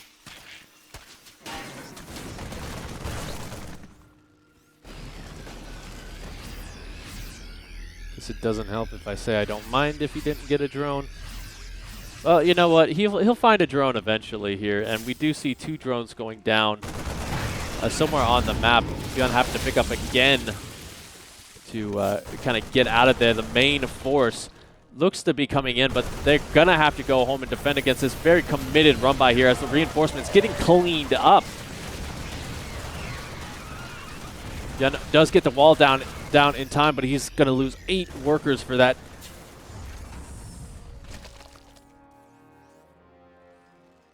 And yeah, BYUN is all over the place. I got to say, he's still doing his best to try and find some work. As, yeah, he's just trying to find these areas of attack, but like he's just being a little bit too passive here, I feel. Oh, even though he is ready to go, he's not pulling the trigger. Now, we do have a ton of Widow Mines here coming in with this attack, so that's going to help out a little bit here dealing with the Banelings. I think that was kind of the big problem in the last game, is he wasn't able to deal with those efficiently, and that's why he kind of started to fall behind as he took worse and worse trades as time go on. Looks like he did get an Overlord snipe here, but the Banelings coming on in. 20 workers going down. And that is going to sting quite heavily here. If BYUN can get the 5th and keep the push going, trade out, he will be fine, however. But it's looking like he's not going to be able to effectively do so here. The Hydra's going to come in, and those are going to have to be careful. The Banelings taking out the Widow Mines here, and once again, BYUN just not trading as efficiently as we've seen him do. Oh, no. Okay. Stays alive on that one, but Solar really smelling that blood in the water here. Might be a little bit too overeager, however, as those Hydralisks don't really have a buffer anymore as the Ling's starting to fall. The Banelings, though, going to help with the retreat. BYUN is really playing with fire right now. But I digress. He does clean up, and he actually does even up the supply overall. 74 to 57 in terms of that army. It's just that worker count where he's having trouble.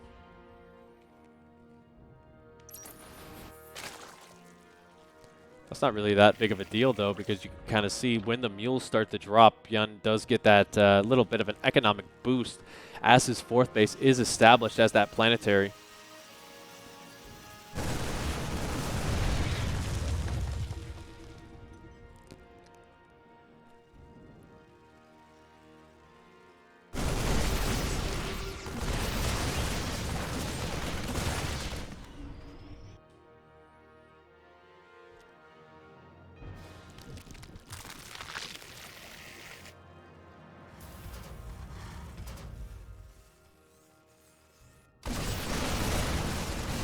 We actually don't have a hive, by the way. No infestation pit either. He will pick up and get out of there after taking some decent Baneling connections. So really, Solar is sticking in this mid-game for a little bit longer than he really had to. He's really having to expend his entire bank to defend against BYUN, who is now starting to try and find that rhythm of kind of duck and weave here, seesawing around, even though he did just lose a full medevac of bio. But yeah, Solar is actually very broke right now. And that's what's going to kill him if he's not careful, because we are about to have +3 here in just a minute or two finish up. And I don't know about you, but those upgrades so important in the late game.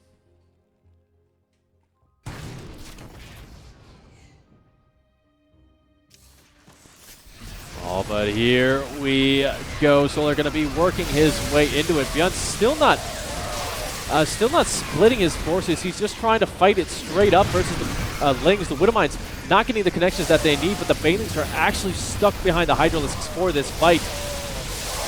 BYUN really playing with fire right now, and the Banelings starting to get those amazing connections, but there's still just a little bit too much bio here for Solar to deal with. The Hydralisks going to force it to the high ground, but I don't think he's going to be able to break BYUN here, especially not with a follow-up of only 26 Lings. Now, BYUN is hurting for supply right now, but he still has a very scary army to deal with, and there are no more Banelings to supplement the Hydralisks in the front. So if BYUN can hold on right now, he still has a chance.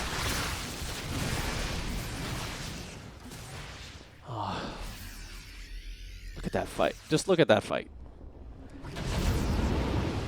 Very even. 106 Lings getting killed off right there. But that does force Solar to remake almost everything. He's starting to come ahead in terms of that supply. And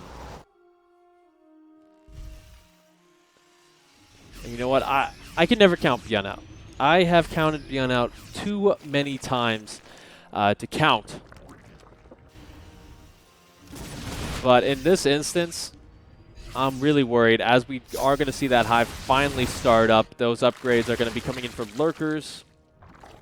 So really, BYUN's only opportunity here is going to be if he can get those trades, maybe get a cancel on the 5th base again. And yeah, that upgrade advantage is going to be again just so powerful right now, as he's able to get much more trade efficient fights. Even though I gotta say, the one thing that I gotta yell at BYUN for, please split against the Banelings just a little bit.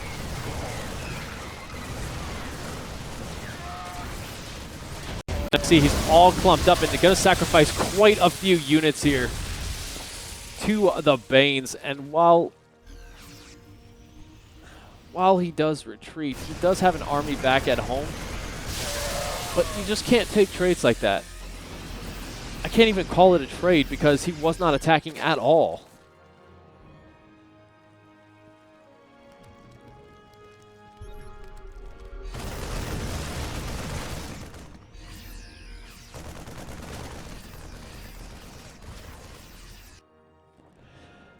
You see Solar going to be going up to the top base, but that's going to leave this bottom position completely exposed. Looks like he is going to be coming in. Good pre-split. Going to prevent the Banelings from getting really the connections that they need. And actually, they're only rotating in very slowly here, 2 at a time. So that is allowing BYUN to come back into it. All of the Overseers are dead, and there are still a couple of Widowmines left that haven't fired their shots. So now Solar not really able to come back into this engagement efficiently here as BYUN going for a counterattack at the top. The Banelings are going to be able to force this back.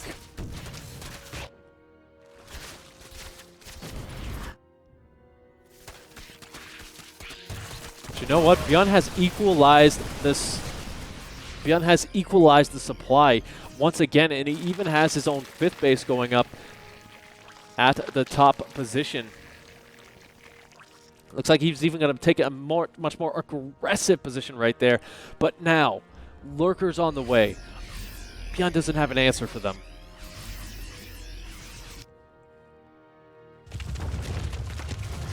Oh, I can't even joke about that.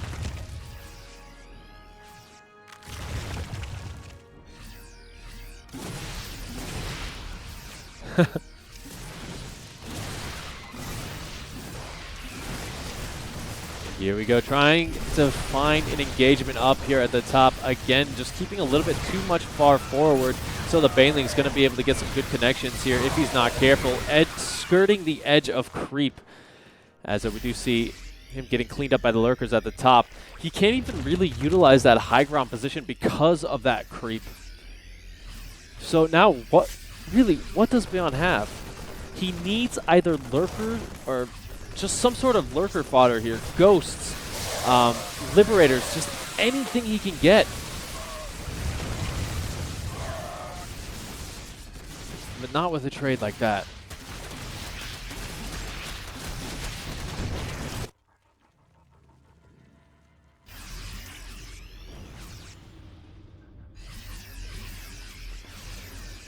I'm getting more and more worried for BYUN as time goes on here, because we do see it's just pure Marauder Marine. He has no thoughts of the transition. He is stuck in this mid-game mindset, and that is going to kill him. Looks like he even attacked his own Widowmine right there for insubordination. He does get a good connection on that. Going to clean up a lot of the Lings, but once again the Banelings just rolling on forward. This is not a planetary, so he can't use this as a defensive position. The reinforcements for BYUN going to be coming down from the bottom. And they did get a Lurker, which is nice, but with 22 workers going down, losing the 5th.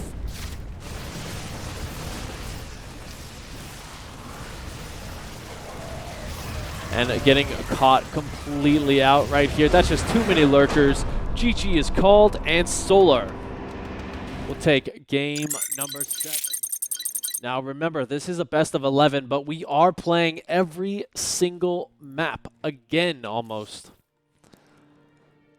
And just unfortunate for BYUN. Like, he did battle his way back into it, but at the end of the day, he wasn't able to stop the transition. Oh my goodness, he's giving me a heart attack. I'm a really big BYUN fan. If it hasn't been obvious by this point. And I really hate seeing him struggle like this.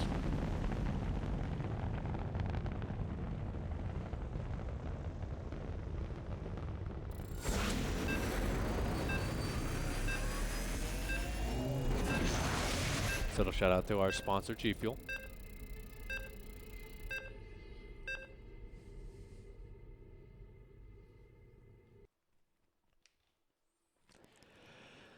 But that does mean the map pool resets. We are going into Submarine for our next map. So back to BYUN's choice, obviously. This is a Terran favorite map, so maybe he's just trying to find some more even footing. And yeah, let's see if he can bring it back. He is going to have to win every single game left if he wants to be crowned the victor. So without further ado, spawning up here in the top position, giving it up. Give him your energy. He's going to need it. He is Solar.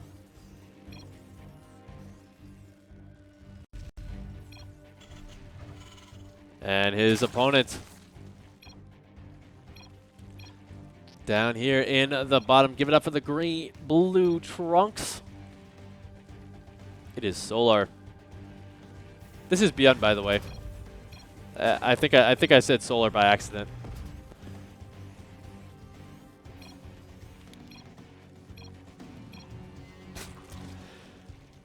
But you guys in chat are correct. BYUN does have a really bad injury on his wrists. We did see him way back in the day have a have to do a very big pause in GSL because his wrists were hurting so bad. Since then, he has had some time to recover when he went away from military service. But, you know, he still finds the passion to come back and work hard on this. And I gotta say, that is really difficult because I've had the same kind of injuries he's had in terms of wrists. That's very bad. Wrists never heal efficiently. There is just so much going on down there, so the cartilage has some problem growing back. And I'll stop creeping everyone out with that. But yeah, it's not fun, definitely. The fact that he does sign up for so many of our events is astounding.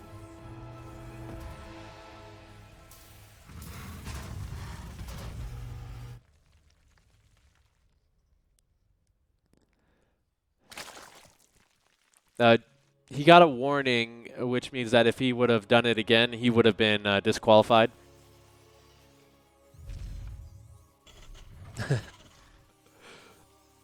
I won't do that. Like, my wrists are pretty much a dead man's tail at this point. But going back to the game, and enough with BYUN's personal life here, we do see that he is pumping out the Marines. He's got a Hellion on the way. That's kind of just to buy time for himself before he lifts it over. Actually, he is not switching them over.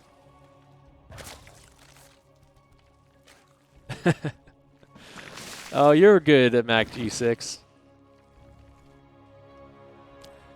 He's just going full on into Marine production, so this is kind of an augmented build order here from him. It involves a little bit of a drop with about 4 Marines and 2 to 3 Hellions moving in towards the natural while you do drop. Solar doesn't have any information on this just yet, but he does know that there are Hellions, and he knows that they're not across the map. So that does give him some reason to be concerned. And just now, he does confirm that is indeed these Marines going to be moving across the map. There is no armoring, so these aren't going to be Hellbats, but this is just a very powerful 1-2 connection here, and it does force Solar to overreact slightly, as we do see that Spine Crawler going to be coming on down.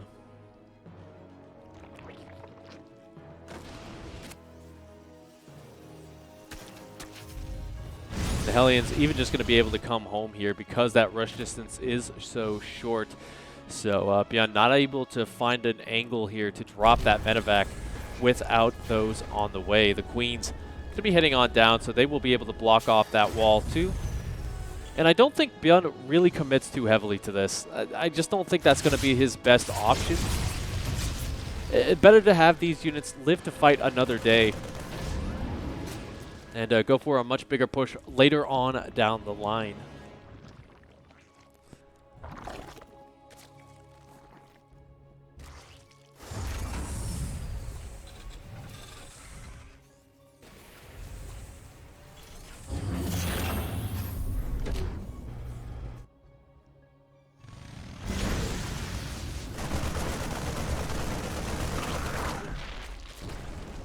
Nice.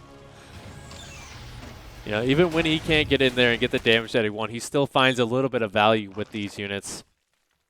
And that's one thing you have to appreciate with him. The Queens are not in position for that, by the way. Looks like the Hellions are going to get chased down in the middle as well and cleaned up. So Solar still has a pretty decent map presence right now. But BYUN really just going to be preparing for his next stage, which is going to be that siege tank push as he drops his third base. A little interested to see why this Banshee is where it is.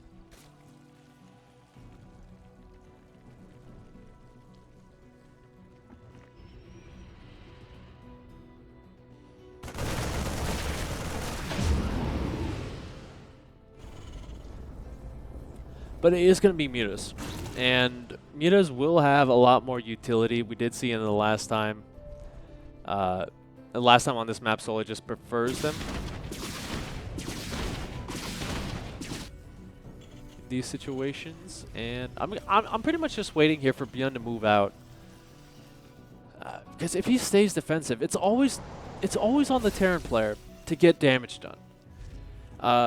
No matter the matchup, TVP, TVZ, you really do want to slow down your opponent's economy here, because otherwise they are just going to be able to explode. And it's essentially even more important right now as Solar is getting up to 69 workers. Nice. And we'll be getting more, but the reinforcements do get cleaned up here. The wall is down, and that means these SCVs are forfeit for a bit. Might even get on top of +1 attack and get that as a cancel, forcing BYUN to come home to defend. Oh man, he's not going to be able to save that. This is maybe going to get a cancel. There you go, denied.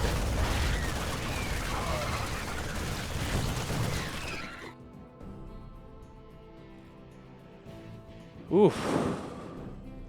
That is painful.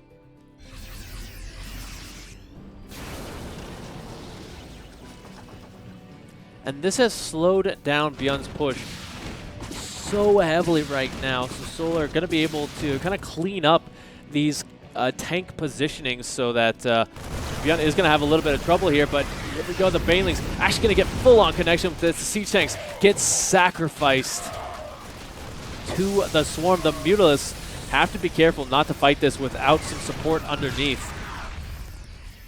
Unfortunately, BYUN just starting to struggle quite heavily right now. Not able to find any room to breathe. Oh my goodness, this is not going his way at all.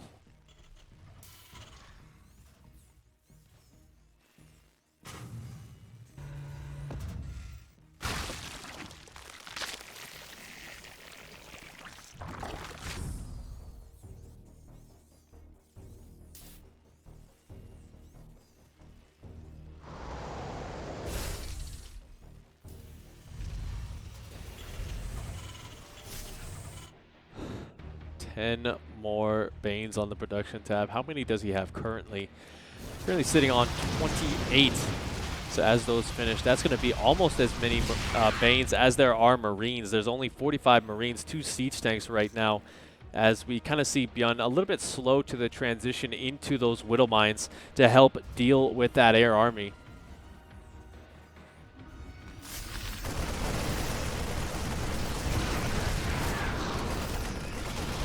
Yeah, Solar kind of just smelling the blood in the water. BYUN not splitting his forces too efficiently, so the Banelings just going to be able to start crashing on through.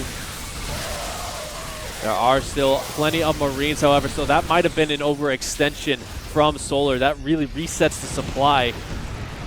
The Mutas, though, are going to be able to push this back. 2 SCVs go down. And actually, BYUN holds. Nice.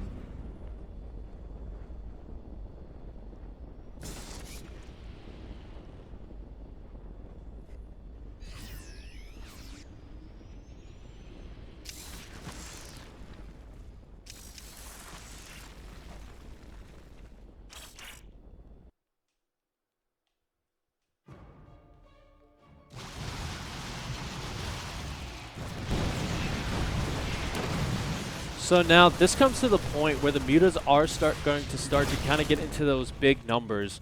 Once it really hits that critical mass, that's when Solar is really just going to be safe to go up to Hive Tech. He already has the Infestation Pit down, and really again, BYUN is just having so many issues with the creep, with getting any damage, with really pushing Solar back at all, with having a map presence. And that just effectively gives Solar all the room in the world to help out here.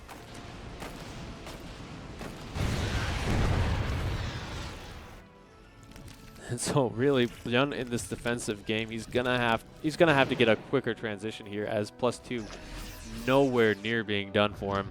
He does have a big bank as well, so he's not effectively spending his money as well as he'd like. But you know, he does have his 4th base up, which is something.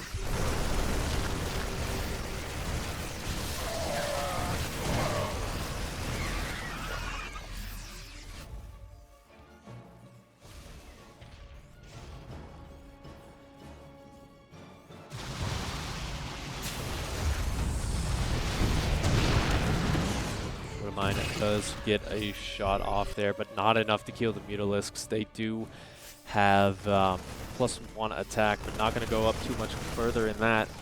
Creep is important to get rid of that. But every time he gets rid of it, it feels like there's more and more just hitting him everywhere.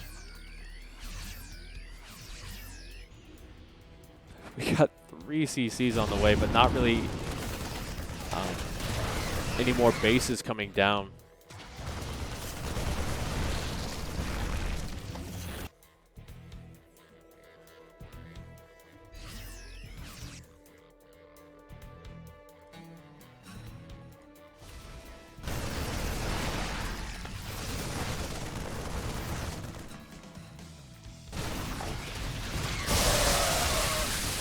Yeah, here we go, BYUN once again just kind of getting pushed back here. There's not really too much else to say.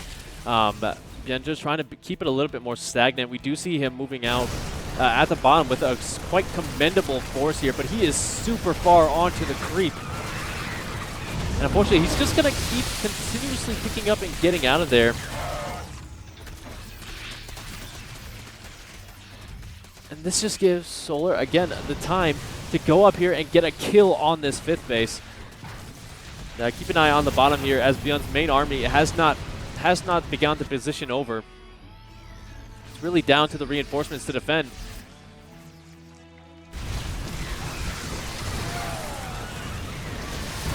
Yeah, 7 workers going down. The base does fall. He does have a couple of additionals that he can go for. But as Solar kind of pushes his way in here, he's got to be careful not to overextend with small amounts of units. He just does have enough to kind of steamroll in, but never mind. It's going to be BYUN who makes the first big move. Chitinous will complete in the next the next half a minute here, but he's got to be careful because he might lose this base as well. It's going to be close, but he does keep it alive. And that's really one of the only things that's going to keep him alive here, is that economy is still really good for him. Taking a look at that income advantage, while Solar is 1,000 minerals ahead, that's just because the mules have not dropped.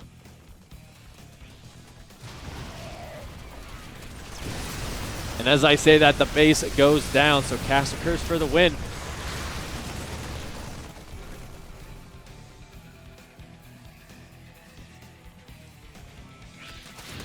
Ling's getting into the main base as well. Going to get a couple of additional workers here, and that's again just pulling BYUN away from where he needs to be. Cancel on that base. It's going to be an orbital down here, which really BYUN can't afford to help defend. At some point, BYUN is going to have to just make that decision to move out and finally go for a big game-ending push, whether it's in his favor or not, because he just can't keep playing like this. The more you defend, the worse off it gets for you.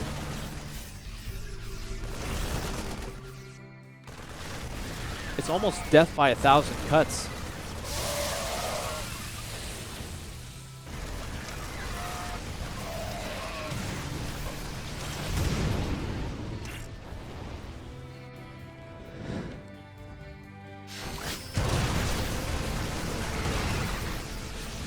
I do think at some point BYUN should have made that transition into Ghosts, because that's really the only way he can make this work anymore. There are a ton of Banes, which makes it a little bit more difficult to get the snipes, but anything is better than just this back and forth where he keeps getting pushed back further and further off these bases. We did see an Ultralisk there get a little bit of work done as well. It does have speed off of creep now, so it's a little bit of a speedy boy, but nothing really too much else to say about this one. It's pretty much just a stalemate. I can't, not necessarily even a Mexican standoff. It's more like a, I don't know, what's the kind of standoff where everyone's like really aggressive with each other and just can't kill each other? It's like an anime standoff. Let's go with that.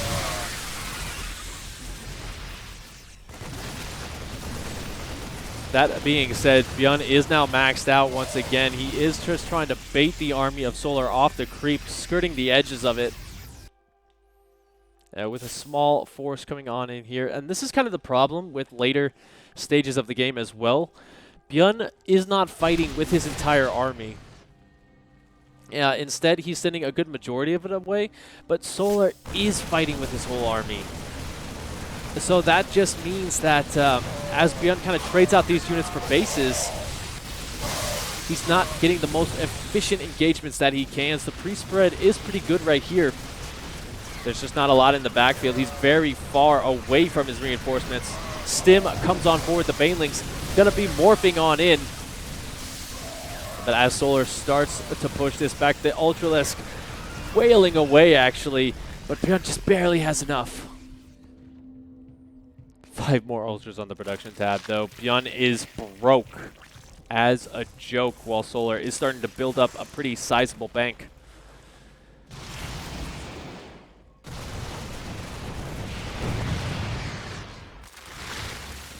That being said, he just gave away his bank.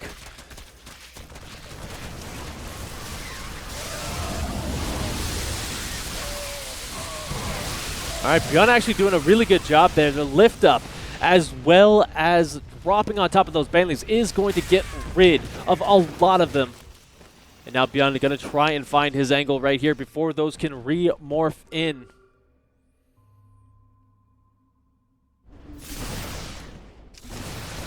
But the Swarm, a little bit too big for him here. He's going to be forced back to his own 4th. Solar, though, not overextending his forces. My goodness, what is this game? All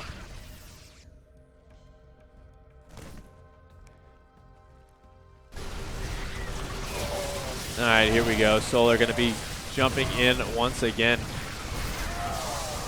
And if he does win this one, that does mean that he has technically won the series. But we are going to be going into all games. Remember here, 19 workers going down. BYUN with a valiant effort right now. I think there's just a little bit too much. The odds stacked against him. Even though he will push this back, his supply is plummeting here with every single attack. Looking at his production tab, only Widow Mines and Marauders. He can't really afford to make too much else. And yeah, he's starting to mine out as well. He really desperately needs this base. The Widowmines doing what they can, and they're actually getting some very good connections, forcing Solar back because he doesn't want to spread himself too thin. But the problem for BYUN, and I'll say it a billion times, he's not really producing what he needs to right now. He doesn't have a lot of DPS, and even now, it's just pure 8 Marines, 4 Marauders, 3 Widow Mines. So while he may max out, he's trading away his units almost completely inefficiently.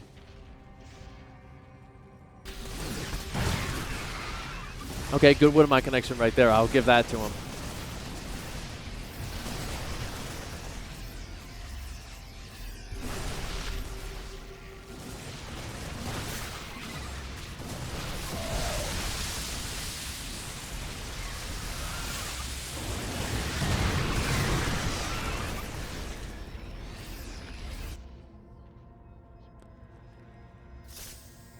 Solar even taking the 12 o'clock position, which BYUN has been trying to secure for quite a bit of time. Those Banelings going to clean up that drop.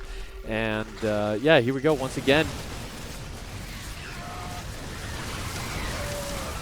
BYUN going to be coming on in here. The supplies are actually even, so if he can clean up this location, that might be enough to propel him forward, but he's going to have to use every single force at his disposal. And every single time he moves forward onto the creep, the Ultralisks, the Banelings, the Mutalisks force him back. There is not a lot of healing energy left with this army either. Orange units the entire way through. He's just happened to remake the Medivacs just for that healing energy.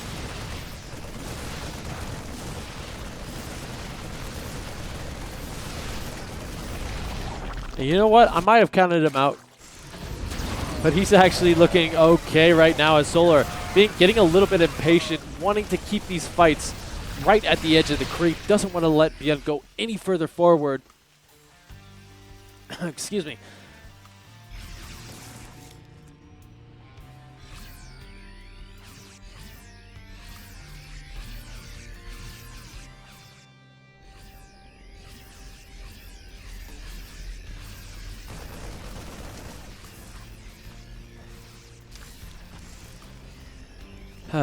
BYUN finally making that rotation to the top side here with most of his army. I think this is going to be a much more important position for him here because of Solar's base. But here we go. Solar going to dive right on top of this. The Banelings not really getting any good connections here. There we go. The Ultras actually falling. And now Solar pretty darn broke. Does have 30 more links on the production tab. But BYUN still has a much bigger army. Oh my goodness, how did BYUN pull this one back? Oh my goodness, he had played from behind for so long here, but he is actually going to propel his way forward. No gas for Banelings, no gas for Ultralisks. Oh my god. BYUN, you give me a headache because I think you're dead for so long. That's going to be it. Solar. He said earlier that BYUN hurts his wrists. I think that was another instance of wrist pain there for our blue Zerg.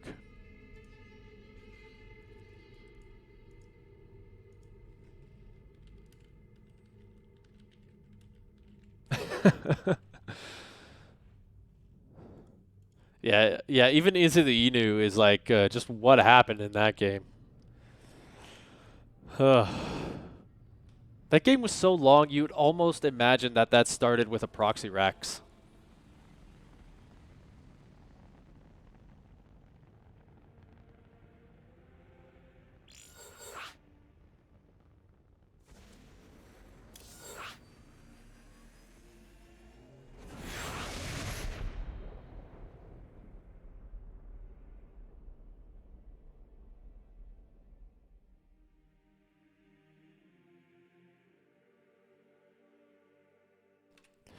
If you guys enjoyed that one, Jaganantha is going to be our next map. So kind of getting the obvious choices for these guys out of the way.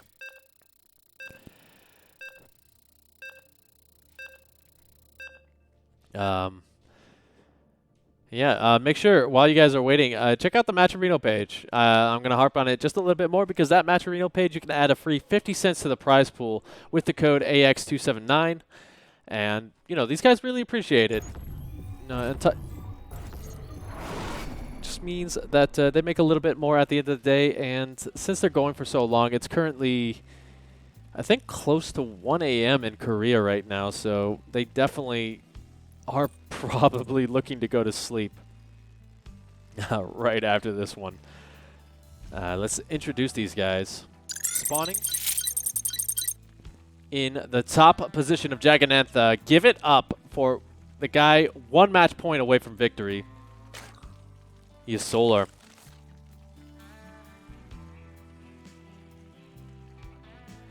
And his opponent? Down here in the red trunks. Give it up for BYUN.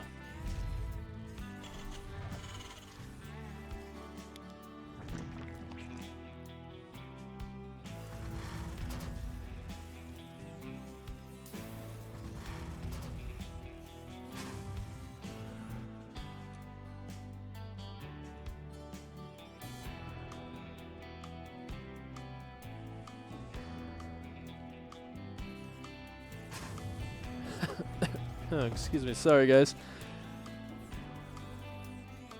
But, you know, last game we did see BYUN really kind of struggle in the later stages as those lurkers really just wrecking face, essentially. So he is going to get a Reaper scout in, just trying to make sure that everything is on the up and up to start things off. And again, just remember, Jagannatha, large map, small rush. So there's always that potential for some sort of really crazy shenanigans, especially as the game goes on. But, you know, we haven't really seen Solar do anything but play it very straight up. He's just really winning these games off the back of his mechanics. BYUN, on the other hand, has tried a little bit of crazy shenanigans. At least once got shut down so hard, he never went for it again. So, you know, I would like to kind of see him maybe pepper it in a little bit. Just kind of try and pull it back that way.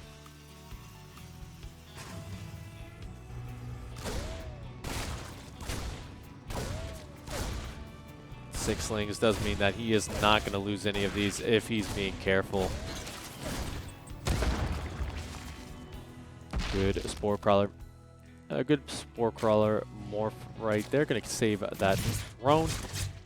And now the Reaper does need to get on out of there, looking for that Creep Tumor to start things off. That's kind of the holy grail of damage for that first Reaper.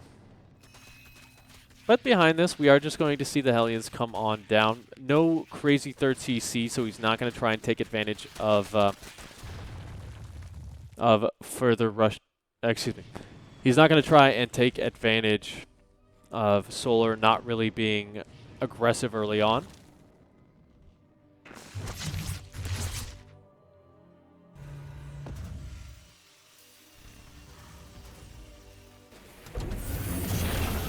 Yeah, Banshees once again.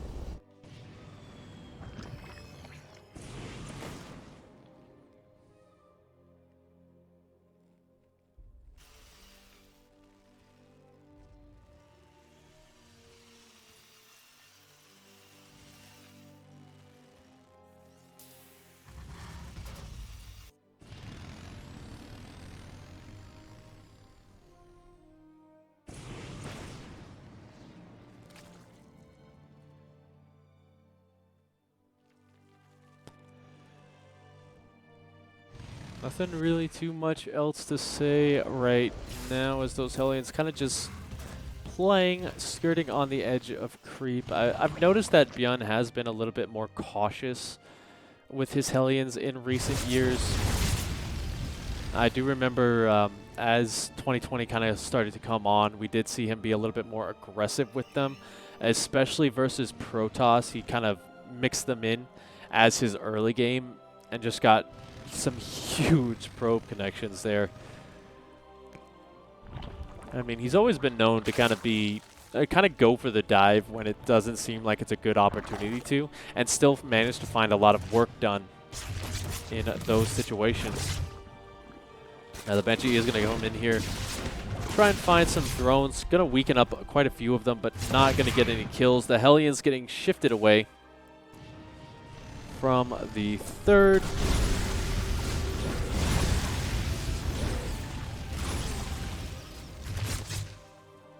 And behind this, BYUN just powering up, getting his third base, 2 additional racks. And I'm pretty sure that it's going to be siege tank pushes before the next one. That's kind of the standard follow-up in this situation.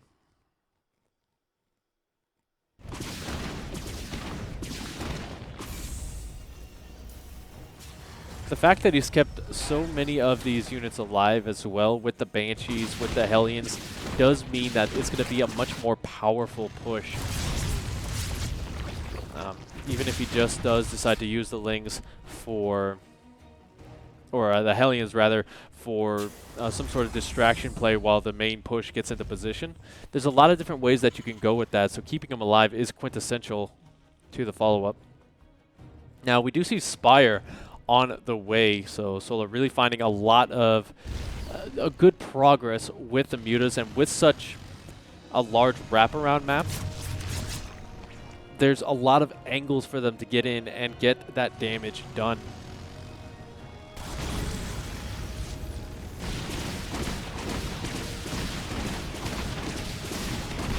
Look at that, even going to get a cancel on the fourth. Just very good positioning here on his units.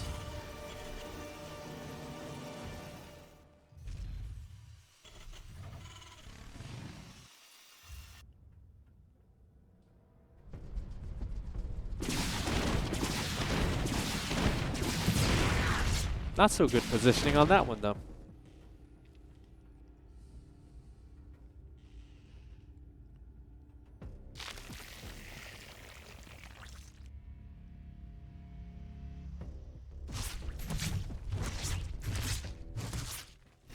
A little bit of a distraction right there, allowing him to get position. The creep is pretty far forward in this location, so he's going to have to utilize that high ground. Not going to be able to get on top of the Banelings morphing in just yet, but he will get some good cancels on those, just making it a little bit of a harder fight. But he has to stay pretty close to the siege tank. Otherwise, those meters are just going to rain hellfire on it.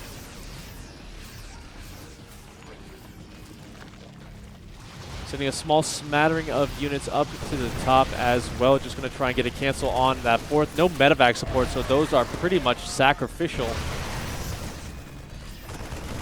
And we do see he's kind of just hanging out at the edge of creep here. Wants to get those Marines back. A little bit of missed micro there. Looks like he tried to focus fire something and wasn't able to hit his mark. And that will force him to lift up, and that's his map presence gone for a little bit. But the reinforcements are coming across the map to reestablish that momentum.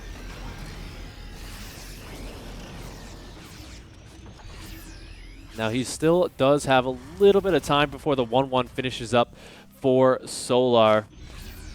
So he's going to have to take advantage of that. His +2 just now starting. So really Solar's not too far behind in terms of that, but it's going to come down to how long can these mutas kind of deny the reinforcements, as well as a big run by here of the Lings. The Banelings getting some huge connections as well, but there are still Marines in the front. The SCVs under fire, which will force the Mutalisks to retreat with those Marines, but BYUN below 100 supply, losing 18 workers. He's trying to get some counter damage done, but he's just not able to get as much. Look at that, even on the pickup, losing some Marines a little unnecessarily.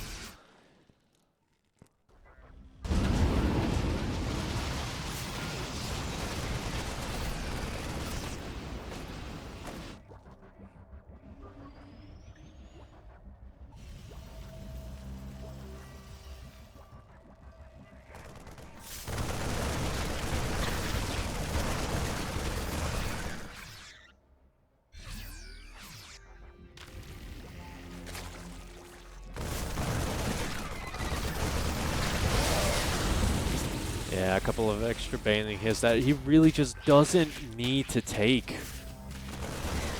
Right there is really just stopping all of this momentum for him. 14 additional workers going down with those huge Baneling connections. And this attack in the front just really shut down because he's not paying attention to it. He has to focus all of his attention back here at home, which gives Solar the opportunity to mount an even more powerful defense. Siege Tank is getting taken on down here. We haven't seen that transition into Widow Mines or Thors at all. I just think BYUN running out of steam in this series. As he loses his natural base, he gets a cancel over there. GG's out, so Solar will efficiently take the siege. But don't worry, guys. We still got 2 games left to go. We are playing through all of them, no matter how painful they are.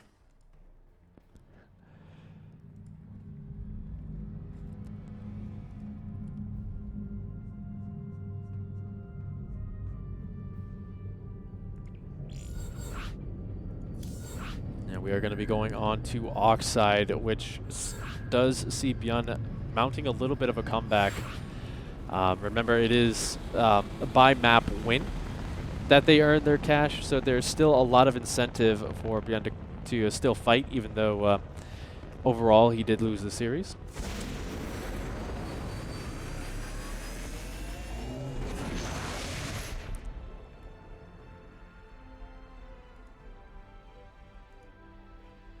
And just checking some information on the side right here.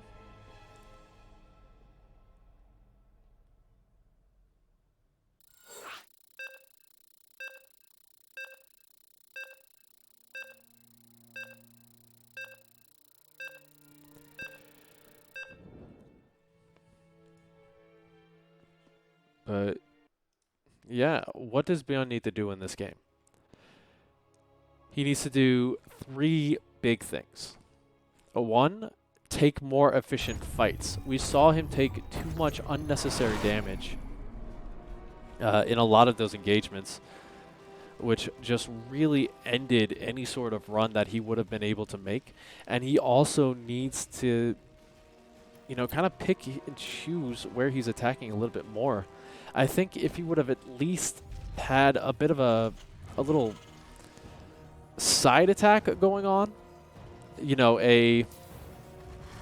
just like a little 1 medevac drop near the other side of the map, he would have done wonders, because that would have forced Solar's attention away, because once Solar only has to pay attention to one location, that's when he's the scariest, because he wants to just beat you in a big fight rather than just be all over the place with his multitasking. So if BYUN can do all that, that's how he's going to get back into it. And speaking of this guy down here in the bottom position, give it up. Give your energy to BYUN.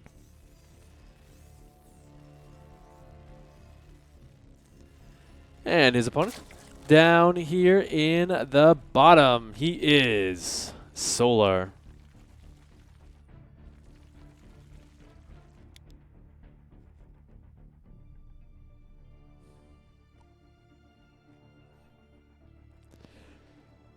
So a bit of a change from the last time they were on this map, as as the positions have been swapped. There still is that very good siege tank position by the 3rd base that BYUN can utilize here, but I don't see what he's going for just yet. Looks like it is going to be a factory, so not going to go for a 2-1-1 at all here. So that is pretty interesting.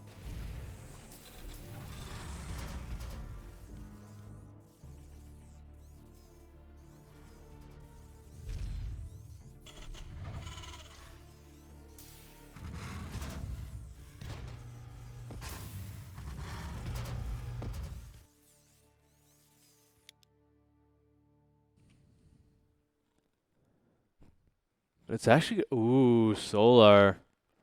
You cheeky, cheeky man. He is going to be going for roaches. We don't see any drones in the production tab either.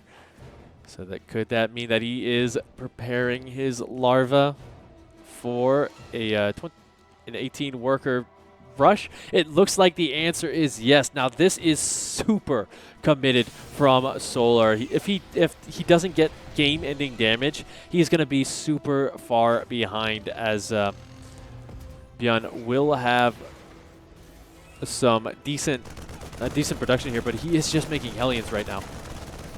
And that's a big problem. Oh no, the Lings going to catch some of this production out of position, however. Good positioning here, going to try and keep it alive for as long as possible, but no dice. And now BYUN really needs to see this. He needs to cut Hellion production and go back into siege tanks or just cyclones or anything. So he's going to send the Hellions out, but they're going to miss the roaches completely. This does give him a little indicator, though, that something is coming his way. So he is just going to sacrifice the high ground and the SCVs on it.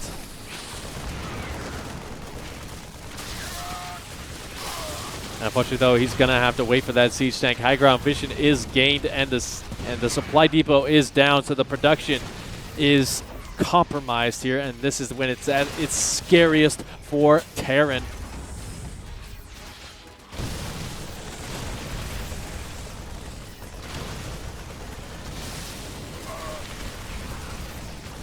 9 workers already going down. Solar just needs a little bit more, and he is getting it. I think BYUN might have a little bit too late here as that siege tank falls. That is going to be it for our red Terran player. He might hold on, but for how long and at what cost? 5 workers versus 3. Solar actually is going to start droning up out of behind this. Interesting.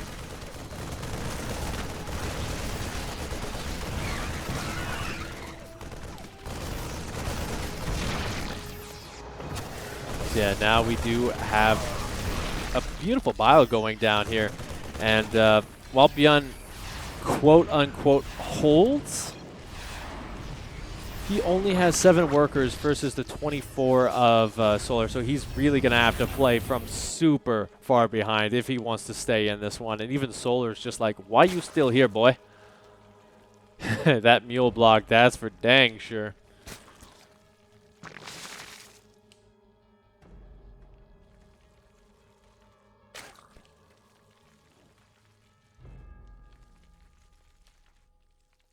How can you not love him? I love BYUN. You know, he's one of those players that you can't help but it. And no, there is no GG just yet. It looks like BYUN just going to try and play it out. He does have the mules, which are actually helping out quite a bit in terms of that income. Taking a look at that advantage. A little bit of translation here.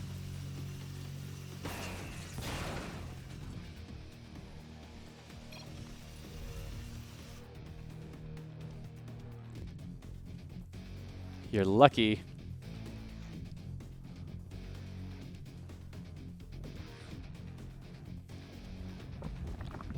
You know, the good thing for BYUN, if he does try to fight this back, and by the way, he is fighting back in this game, is that Solar doesn't have his third base up just yet, so that is going to help out quite a bit. Even in terms of that, the worker supply here, Solar is pretty far behind in terms of that income. And what I mean by that is that he is nowhere near that, you know, dominating level just yet. If he wants to, he can just drop this Viking, get a couple of additional kills. Solar saying he's at a disadvantage, and I would have to agree with him here. The Viking going to get a couple of kills before going down, and that's actually going to pull out quite a bit of the army away from the main base where BYUN's next big attack is coming from.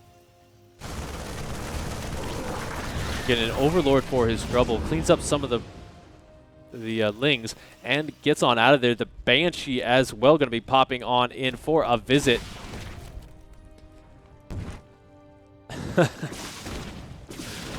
Oh my goodness, what is this game?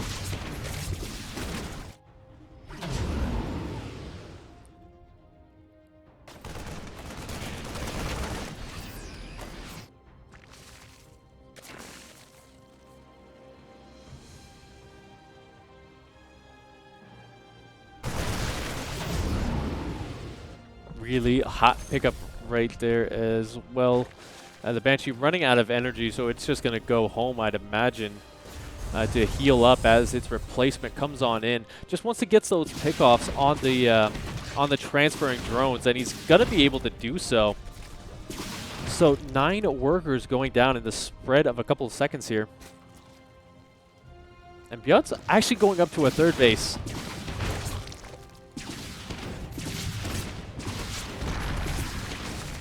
Gets a queen as well, and he's getting ready for a siege tank push, by the way. Banshee getting 9, 10 kills. Now, he doesn't have stim just yet, but that is going to be on the way. He will be going for his upgrades here pretty soon as the Evo chamber is going to be complete. And the Inji Bay is on the other side of things.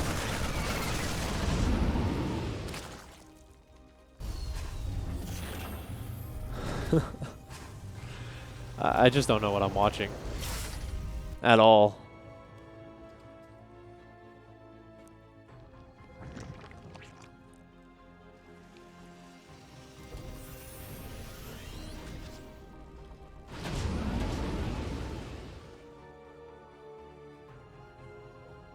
Solar actually just going to be sticking with roaches as well. I'd assume the reasoning for this is because with roaches, while they don't scale too well versus bio, they still allow you to kind of get up your tech a little bit quicker, like we do see. He's going to get his infestation pit. He will be able to go up to hive behind this before BYUN can really efficiently kind of power up on that 3-base economy. He is taking his 3rd base, so we should see him move out relatively soon.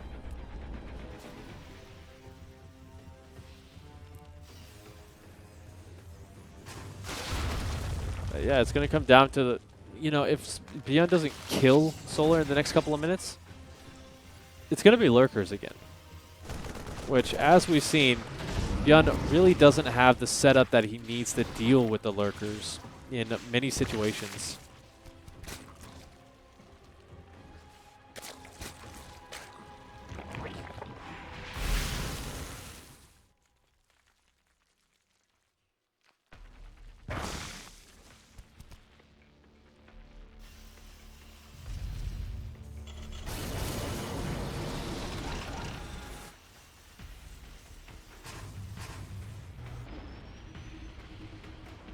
Again, being a bit defensive here might also cost him a lot, as BYUN hasn't really done much beyond that one medevac that did just get sent back home. He is able to establish his 3rd base, though. Take a look at that income graph. Able to stay ahead in terms of that income. And now BYUN gets a couple of key points right here. He sees the Hydralisks. I don't know, did he see the lair? Ready for dust off. Not yet, but he can kind of assume at this point that there is going to be a hive on the way.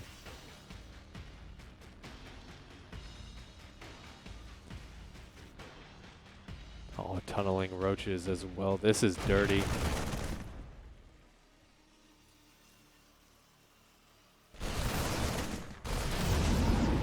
Cancel on the 5th base.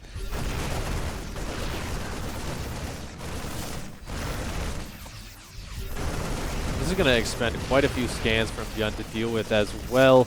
The tunneling roach is so good in this situation because they will just force BYUN to stay at home with quite a few units.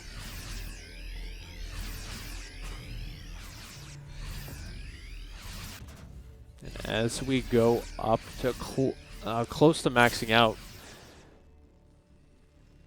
Solar's looking very pretty here, sitting on 81 workers. He's starting to build up that gas bank as well as just a mineral bank.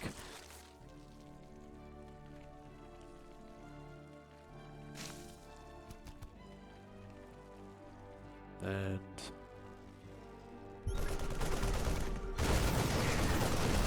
I feel like BYUN is expending quite a few additional scans that he doesn't have to get rid of these roaches. He's not really hitting the best positions for him because he doesn't know exactly where they are.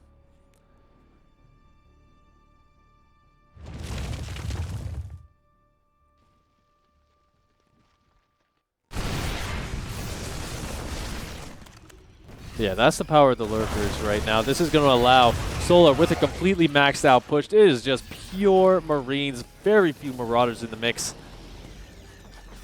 And anytime BYUN moves out, he's going to have to worry about that as some huge connections going down. That's a lot of his army just dead in an instant. I don't know, Kev.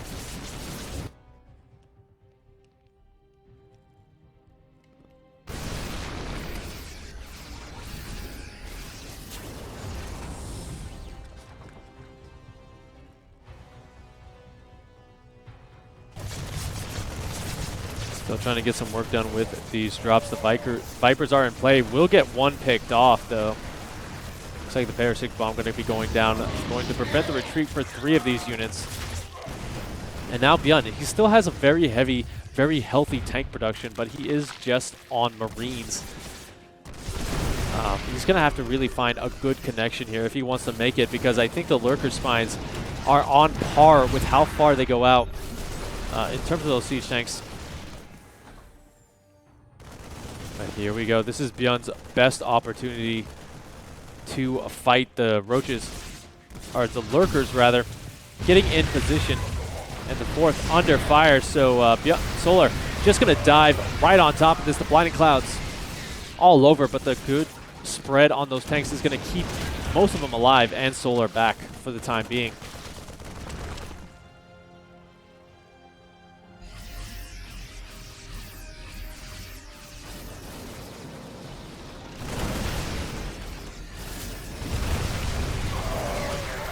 Lurkers burrow up, and BYUN just really doesn't have an answer to this. The only thing he can do is play around them, and since they do have Lurker speed, they can just burrow and reburrow wherever the heck they're needed.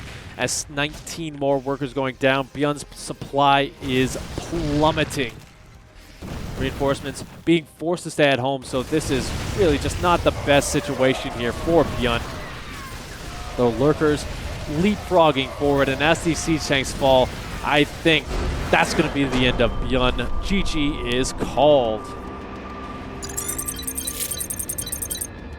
It's hard to imagine that that game started with less workers than Heart of the Swarm started with.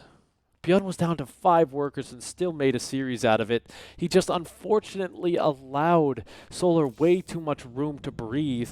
I think his best opportunity into getting back into it would have been to do that siege tank push across the map as he dropped his third base. Because really Solar, he didn't have a lot. He was on roaches, which I don't know about you, but they absolutely melt to siege tanks these days.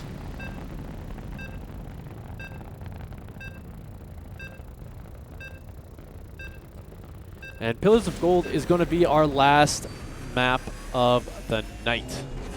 So first of all, I got to thank you all for tuning in so much. It has been an absolute blast as we move into this final game. But I would not have it any other way. 7, 2, 3. Control Shift O.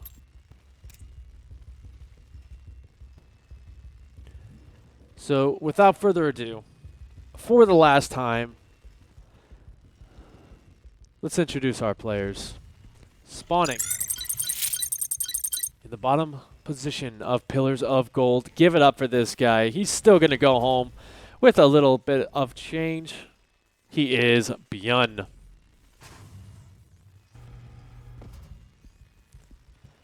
And his opponent up here in the blue trunks. He's taken home the lion's share. He is Solar.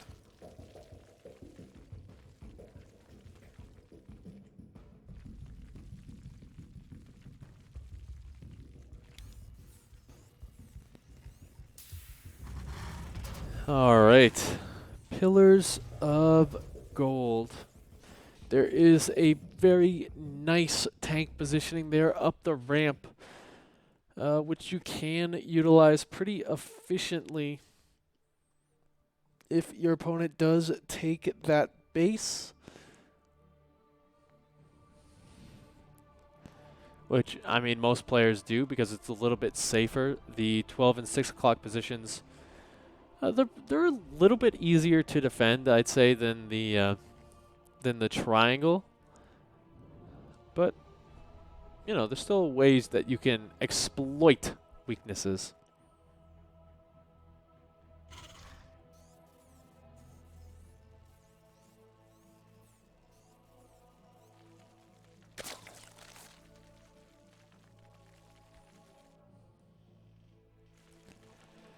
BYUN is going to get that kind of safety Reaper, I guess, after getting a little bit of cheddar there. He just wants to make sure that he stays in control in terms of that scouting information. Just kind of keep Solar on the back foot for a little bit longer.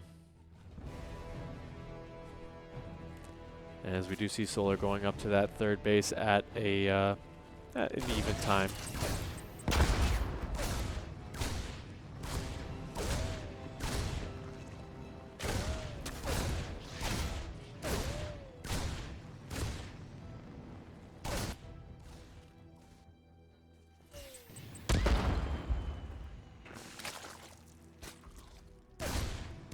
And that's right, Sushi. We do have a Match Arena page open for this event, so make sure you guys do check that out. I think we still got a couple of codes left. Just use AX279 to add 50 cents to the prize pool. Been kind of just rotating around here from his setup on the production tab. It looks like he's going to be going into potentially Banshees once again. Just waiting for that tech lab to drop to confirm that. It's either going to be that or I don't want to say Hellbat push. Yeah, he does drop the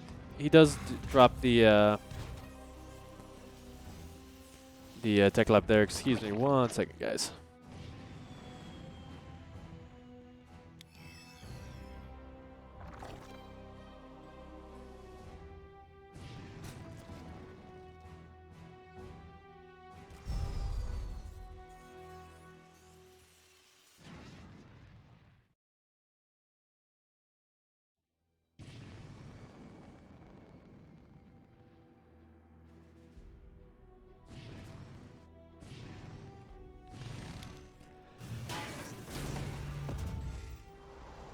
So the Banshee going to be on the way. There is no cloak associated with this. As I say that, he throws down the cloak.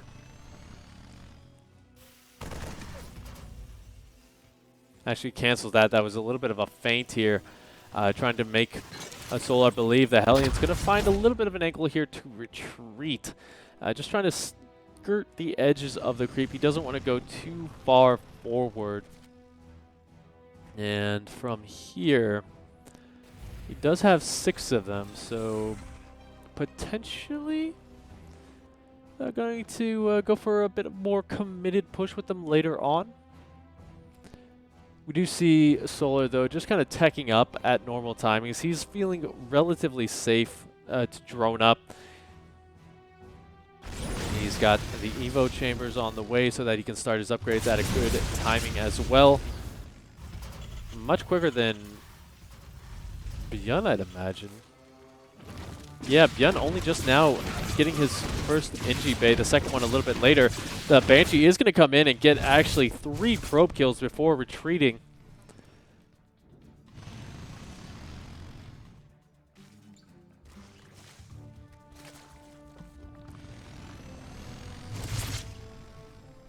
These Hellions, my goodness. I'm just waiting for them to do something, anything. But keeping them alive is okay.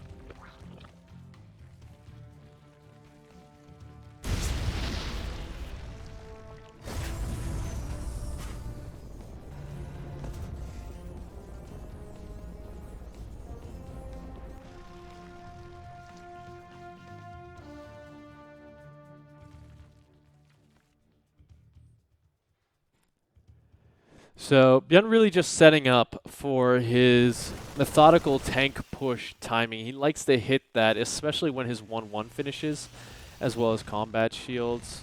Solar will have speed for it, and he has cleared up, or rather, he does have creep down in the most standard position for the tank push to come in from. So BYUN will need to clear that up if he hopes to take advantage of that positioning.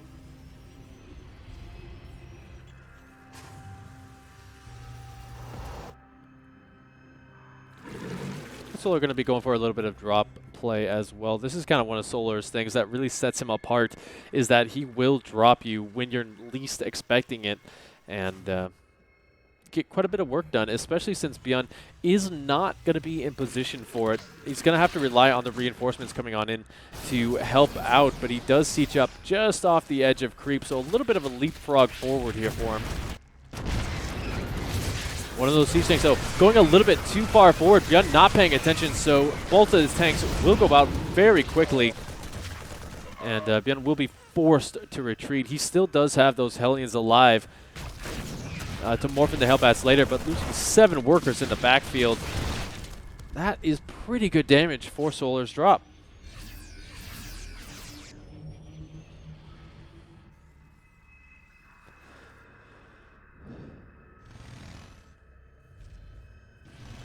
Now, keep in mind, BYUN's still ahead in terms of that army supply and supply overall. So what that is going to allow him to do is English. Never use it before 9 a.m. or after 9 a.m. But keeping a good majority of those units alive is so important because he's still established out here on the map. The Hellbats have morphed in to kind of soak up a lot of that Baneling fire. And while Solar is going up to Hive Tech, if BYUN can kind of find a little bit more momentum here out in the front, he's going to be able to hit before those lurkers are in high enough numbers to really make a difference.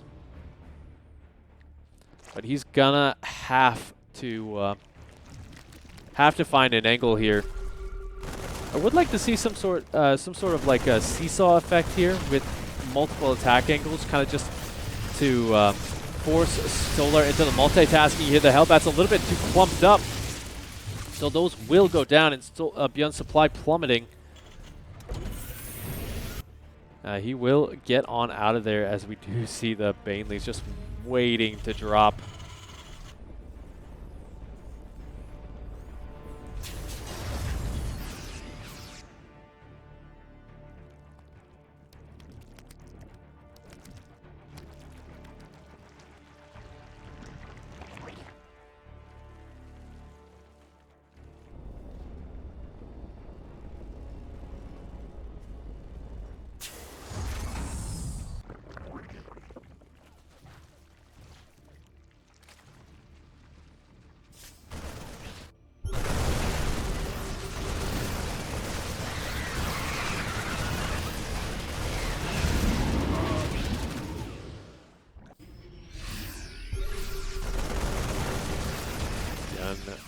Still kind of cleaning up the creep here. These small little skirmishes, hit and run tactics. Unfortunately, he's not really getting any of Solar's army.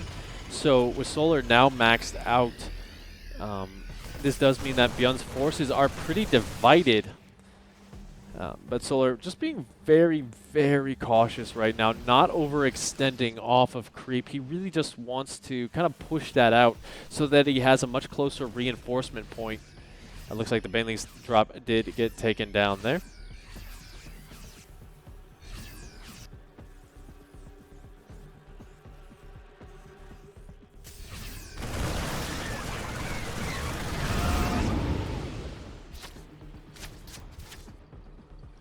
And now it comes down to can Solar start to kind of get those counter pushes in? The Changelings are going to get taken down. But BYUN is in a very defensive location here. Those siege tanks all the way in the back. We do have, looks like Lurker Speed Burrow on the production tab as well.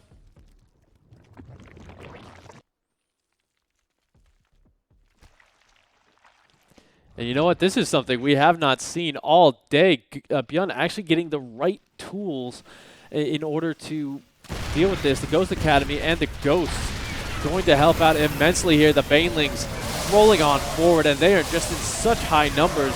The siege tanks do get enough done, however, to clean up a lot of them, while the Banelings in the front are going to get clumped up. Oh my goodness, 17 workers going down there. A little bit of a misstep by BYUN once again, and he's down to 67 workers.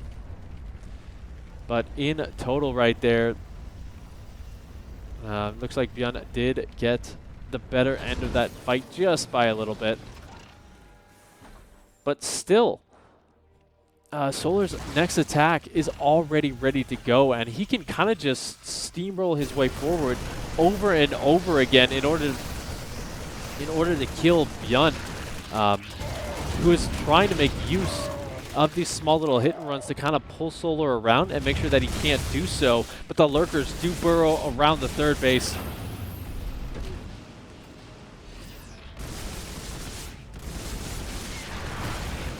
And Solar going to be coming in from another angle here. All of those Ghosts will start to go down before they can really get the snipes going, but they are very tanky versus all of this. So Solar maybe a little bit a little bit too over-eager there to end this game. So he will lose his army, but he does have another one already ready to go here. The lurkers do get taken down as they're morphing in. But still, BYUN's third base was under fire for a long time. His supply is still down over 40. And he's not really able to play around the lurkers because the only way you can get around them is by these aggressive pushes. You know, you got to fight where they aren't. And that just becomes harder and harder here as he's down over half the army supply. I think this is going to be another death by 1,000 cuts situation.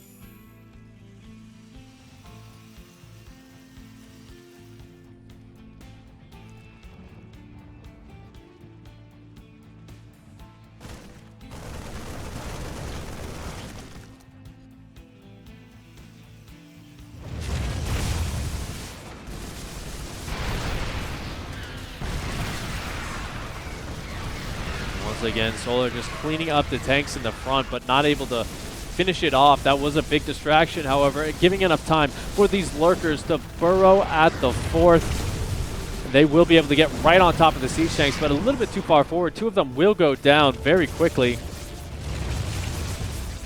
They are still in range, however,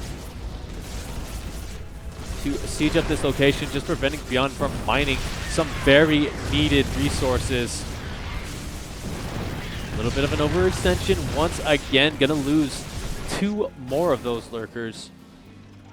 And you know what? BYUN's not in as bad a situation as it may look, because he went back up to 88 workers. EMP going down, missing the Viper. But the Blinding Cloud is going to be enough to push this siege line back further and further. A lot of those banelings falling helplessly on the siege tanks. And it looks like the bio will hold. 9 more workers going to be going down at the 5th, and BYUN still not mining from his 4th.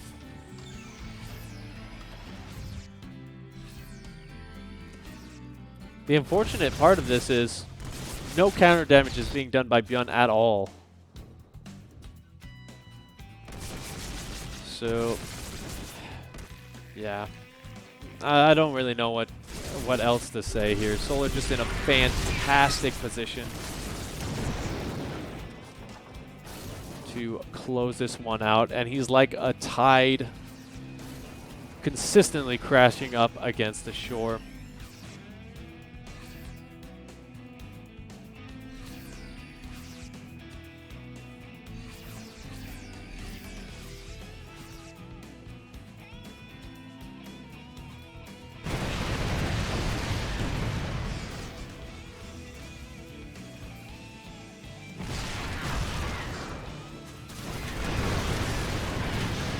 Coming in once again, that is enough banelings to potentially kill the base, but came in a little bit too staggered actually, so that base will survive for just a little bit longer. The Hydralisk's gonna go down, but we do have this secondary attack coming in. The ghosts in the front do get cleaned up. The Blinding Clouds over one of the siege tanks.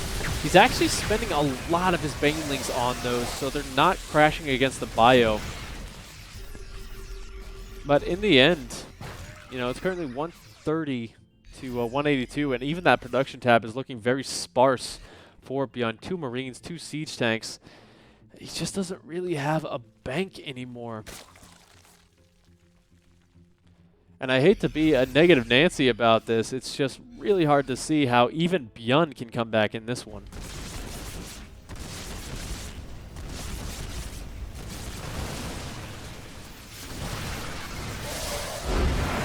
And there you have it, Solar with the last game of the night, going up 8